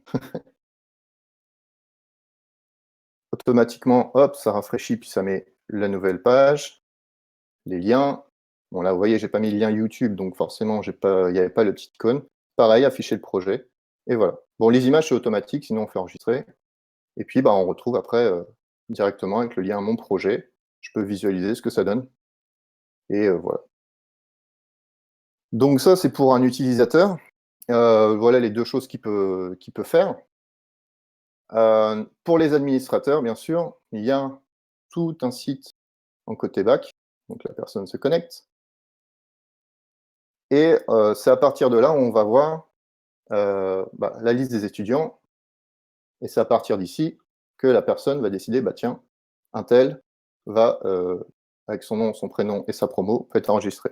Parce qu'on pourra enregistrer les gens qui n'ont pas choisi de spé et qui n'ont pas fait de projet encore, pour juste s'inscrire et se dire qu'ils sont voilà, étudiants au Clock. C'est pareil pour le projet. Le projet, il est ouvert par l'administrateur. Et tout est modifiable, bien sûr. Hein. On a tout est en admin, donc tout est modifiable. Ensuite, C'est propre. voilà. Après, on C'est a propre. les compétences. S'il y a des gens qui pensent qu'il n'y a pas assez de compétences, bon, on en rajoute les images. Et puis pour les super admin, donc le niveau au-dessus, on va avoir directement là tous les accès à tout, c'est-à-dire rajouter pour les utilisateurs, rajouter j'ai oublié le mot, les niveaux, savoir si on est utilisateur, admin ou super admin. Et puis vraiment tout modifier, savoir si on veut l'activer ou le désactiver. Comme ça, voilà, s'il y a une personne qui fout le bazar, on le désactive, point barre, il n'y a plus d'accès. Ou le supprimer complètement, mais bon, on n'est pas à ce niveau-là. Hop, et puis on va retourner, voilà un petit peu pour la page, vous voyez tout qui est direct, les images, etc. Et puis directement, on peut retourner au site, on peut se déconnecter, boum, on redevient un visiteur lambda. Alors, est-ce qu'il y a des questions? Je crois qu'il y en a. Pour le changement d'image, préciser pour le changement d'image, quel type de précision une personne veut? Pour les images, c'est tout simple en fait. Tom, c'est par rapport à la technique ou c'est par rapport à l'utilisation? Que j'ai pas de... Non, je vois pas la réponse. Pas grave, JC, question suivante. Ouais. je crois que Ouais. tu avais une question par rapport au SVG, c'était ça, non? Ouais, j'avais une question par rapport au SVG, mais parce que je regardais un peu votre code source tout à l'heure. Mm. Mais je me demandais si les avatars étaient générés dynamiquement ou pas, mais ça n'a pas trop d'intérêt comme question. Mais En fait, comme là, ils sont rigolos. pour remplir, nos chers amis du bac nous ont trouvé je ne sais pas comment ça s'appelle, t'es là, Vincent? Oui, c'est une API en fait qu'on a trouvé qui s'appelle DiceBeer et en fait qui génère à partir d'une graine donc l'adresse mail ou le nom et le prénom, un avatar au hasard. Excellent. Mais c'est trop bien parce qu'on a beaucoup rigolé là-dessus. Ils ont des expressions assez. Donc c'est vraiment généré assez dynamiquement, énigmatiques parfois. Ouais, dynamiquement. Ok, excellent. Ouais, donc comme Gravatar, mais en plus, cartoon, cartoon. Ouais. Sympa. Tu peux mettre le nom de l'API dans le chat, s'il te plaît, Vincent? Ça, tout le monde pourra en profiter. Nice, bien, ok. Nice. Parfait. Merci. Ok, merci. Il y avait une question par rapport à JWT. Vous avez utilisé JWT? Est-ce que vous avez eu des soucis avec? Alors, qui c'est qui va répondre? Vincent? Je vais répondre. Oui, on avait décidé d'utiliser JWT pour la sécurité entre l'API de Symfony et le front React parce que on en a entendu beaucoup parler, mais on a eu énormément de difficultés à le mettre. Parce qu'en fait, il y a énormément de documentation sur ça et elles disent tous des choses différentes, elles sont pas concordantes et on a eu vraiment beaucoup de mal à l'intégrer. On a failli abandonner jusqu'à ce qu'on y arrive finalement un peu par hasard.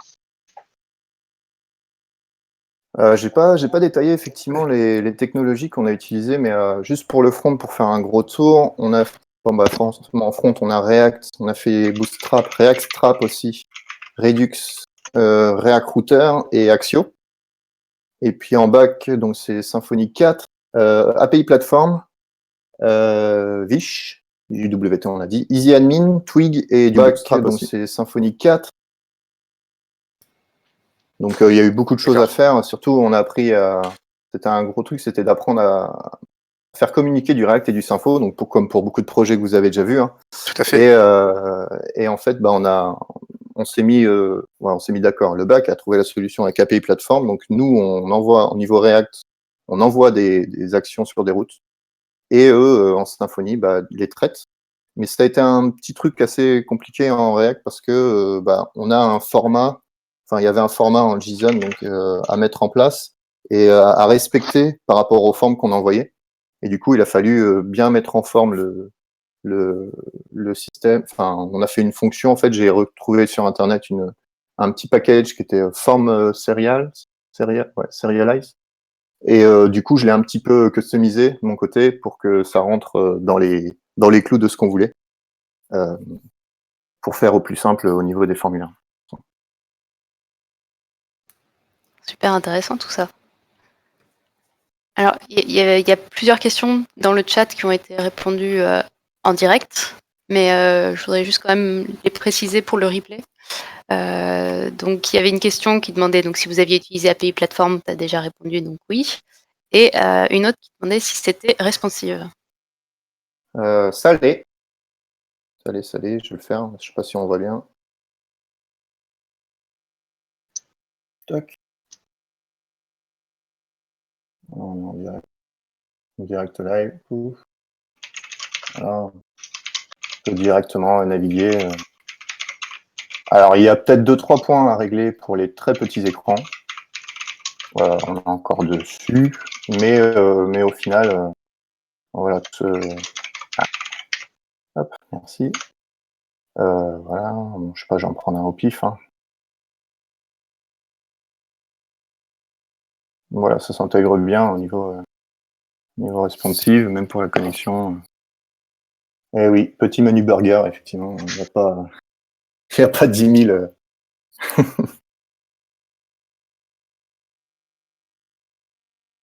C'est propre, c'est propre. Rien à dire. On peut pas vous coincer avec des questions PH, pas possible. Si. J'ai une question peut-être plus générale, parce que là, il y a les lunars qui, comme vous le savez, donc ils commencent l'aspect, et donc ils commencent aussi à réfléchir à leur projet. Est-ce que vous avez peut-être des conseils à leur donner? C'est comment dire, pour les projets en eux-mêmes, faut bien s'organiser dès le début en fait. Faut le sprint 0 à bien faire les docs, bien savoir ce qu'on va utiliser, la façon de bien bien savoir ce qu'on va utiliser, c'est important. Parce qu'après, on peut se perdre vite en fait, et puis se mettre des limites sur ce qu'on veut faire réellement par rapport au projet initial. On a des trucs fantasques. Nous, par exemple, on avait décidé, dans le projet, il y avait l'idée de faire une messagerie interne pour que les étudiants se mettent en lien directement. Ou alors, on avait dit quoi d'autre, le portfolio, que les personnes dans leur profil mettent plus que le projet au clock, et au fur et à mesure de ce qu'ils ont, de mettre un portfolio. Donc ça, c'est dans les versions qu'on a dit en plus, les bonus. Parce que, voilà, c'est pas quelque chose, c'est très intéressant, très intéressant de mettre aussi une map. Ouais, c'est pas prioritaire. C'est pour que ça fonctionne bien, c'était ça. Et puis même après, bon, on a un temps limité. Hein. C'est dit 1 mois, mais 1 mois on a le S0. Et le S0, après on a 2 semaines vraiment de code. Et puis 3e semaine, on va dire que c'est on fignole, on essaie de pas être trop stressé pour la présentation. Donc voilà, nous on a fait un bonus, c'est que on l'a mis en ligne. On a fait ça là cette semaine, c'était un petit peu notre challenge de lundi et mardi. Ça nous a bien pris la tête. Et pour les deux côtés, pour le back et le front, hein, je tiens à dire. Ouais, on a eu beaucoup de mal hier soir jusqu'à 21h, j'étais dessus à vouloir me taper la tête sur l'ordi. Après, pour revenir au conseil au Lunar, il y a tout ce qui est document support. C'est vrai que on a l'impression au début de perdre du temps là-dessus, alors qu'on n'en a pas beaucoup et qu'on veut coder vite. Et moi, je suis un peu comme ça aussi à la base. Et puis Tristan m'a beaucoup freiné à me dire non, on fait tout. Et au final, en fait, les 2 jours qu'on a passé à les faire à fond et ça nous a fait gagner énormément de temps par la suite en évitant pas mal d'erreurs ou de déconvenues. Moi, c'est ça que Super. j'ai découvert pendant le projet, en fait. Surtout ça. C'est surtout bien se préparer pour être, on va dire, tranquille. Et j'avoue que les journées, bon, elles étaient. On avait des journées assez classiques. On s'organisait le matin à 9h, on se réunissait, on parlait, enfin, on se faisait une réunion. On se disait qu'est-ce qu'on va faire aujourd'hui, qu'est-ce qu'on doit faire et qu'est-ce qu'on va faire. Et puis le soir, vers 17h, on s'arrêtait et on se disait, bah voilà, on en est là, on en est là, on en est là.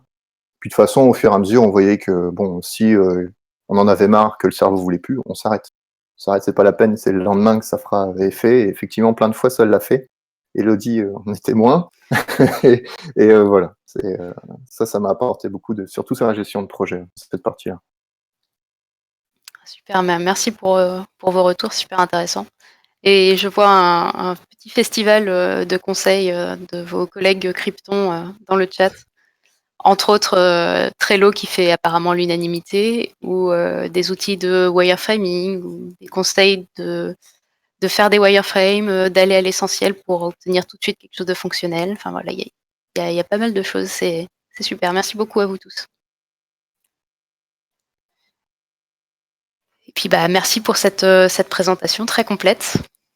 De rien, merci à vous. Bravo. Et d'ailleurs, je trouve ça particulièrement bien de terminer sur votre projet, parce que du coup c'est un peu Inception, C'est ça. les projets dans les Juste projets. pour ça. Du coup, oui, ça permet de revoir un petit peu, voilà, de boucler la boucle. C'est ça le swipe. Exactement, vous avez vu la manip. Donc ouais, bravo pour tous ces projets là, super, vous avez vraiment tout à fait. Je peux pas m'exprimer au nom de tout le monde, mais en tout cas en mon nom propre, je suis très fière de voir tout ce que vous avez pu faire.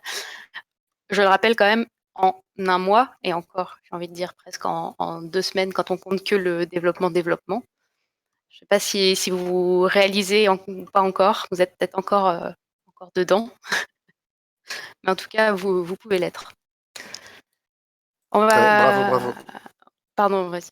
Non, vas-y, je te laisse conclure. Non, je n'avais pas grand-chose d'autre à ajouter, mais effectivement, comme le dit Malika, on a des remerciements à faire, parce que merci déjà à tous ceux qui ont bien voulu présenter leur projet, et puis merci aussi à tous ceux qui ont fait en sorte que cette présentation soit possible. Donc en coulisses, merci en particulier à Fabio qui a fait la réalisation vidéo, et à Tom qui a joué les facilitateurs, donc la régie plateau. Merci aussi à Maëlys qui a encadré également cette phase de projet. Vous n'avez pas fini d'avoir affaire à elle, hein. Elle va vous poursuivre sur la préparation au titre pro. D'ailleurs, en parlant de titre pro, je crois que demain et après-demain, il y a certains des anciens étudiants qui passent le leur, donc on va leur souhaiter bonne chance. Est-ce que quelqu'un avait... peut-être JC, tu as quelque chose à ajouter? Pardon, j'ajouterais peut-être juste ce que je dis à chaque fois, c'est-à-dire que c'est toujours bluffant de voir les projets. Même nous, on est bluffé, heureusement quoi, qu'on est bluffé nous aussi. C'est ça. Parce qu'on ne sait pas du tout ce qui va sortir en un mois, et à chaque fois, franchement, voilà, c'est festival d'originalité, d'innovation parfois. Voilà. Enfin, on est ravis quoi. Enfin, pour nous, c'est l'aboutissement aussi de pourquoi on est là quoi. En tant que prof. Tout à fait. Ouais. Donc ça fait toujours plaisir. Ça fait toujours plaisir. Donc les autres, ceux qui sont là, qui se demandent, voyez, allez-y quoi. Croyez en vous, parce que ce que vous avez vu là, vous serez capable de le faire. Donc vraiment, voilà, moi je trouve ça toujours magique quoi, ce moment-là. Allez-y, croyez en vous et faites-vous confiance. Eh oui, accrochez-vous.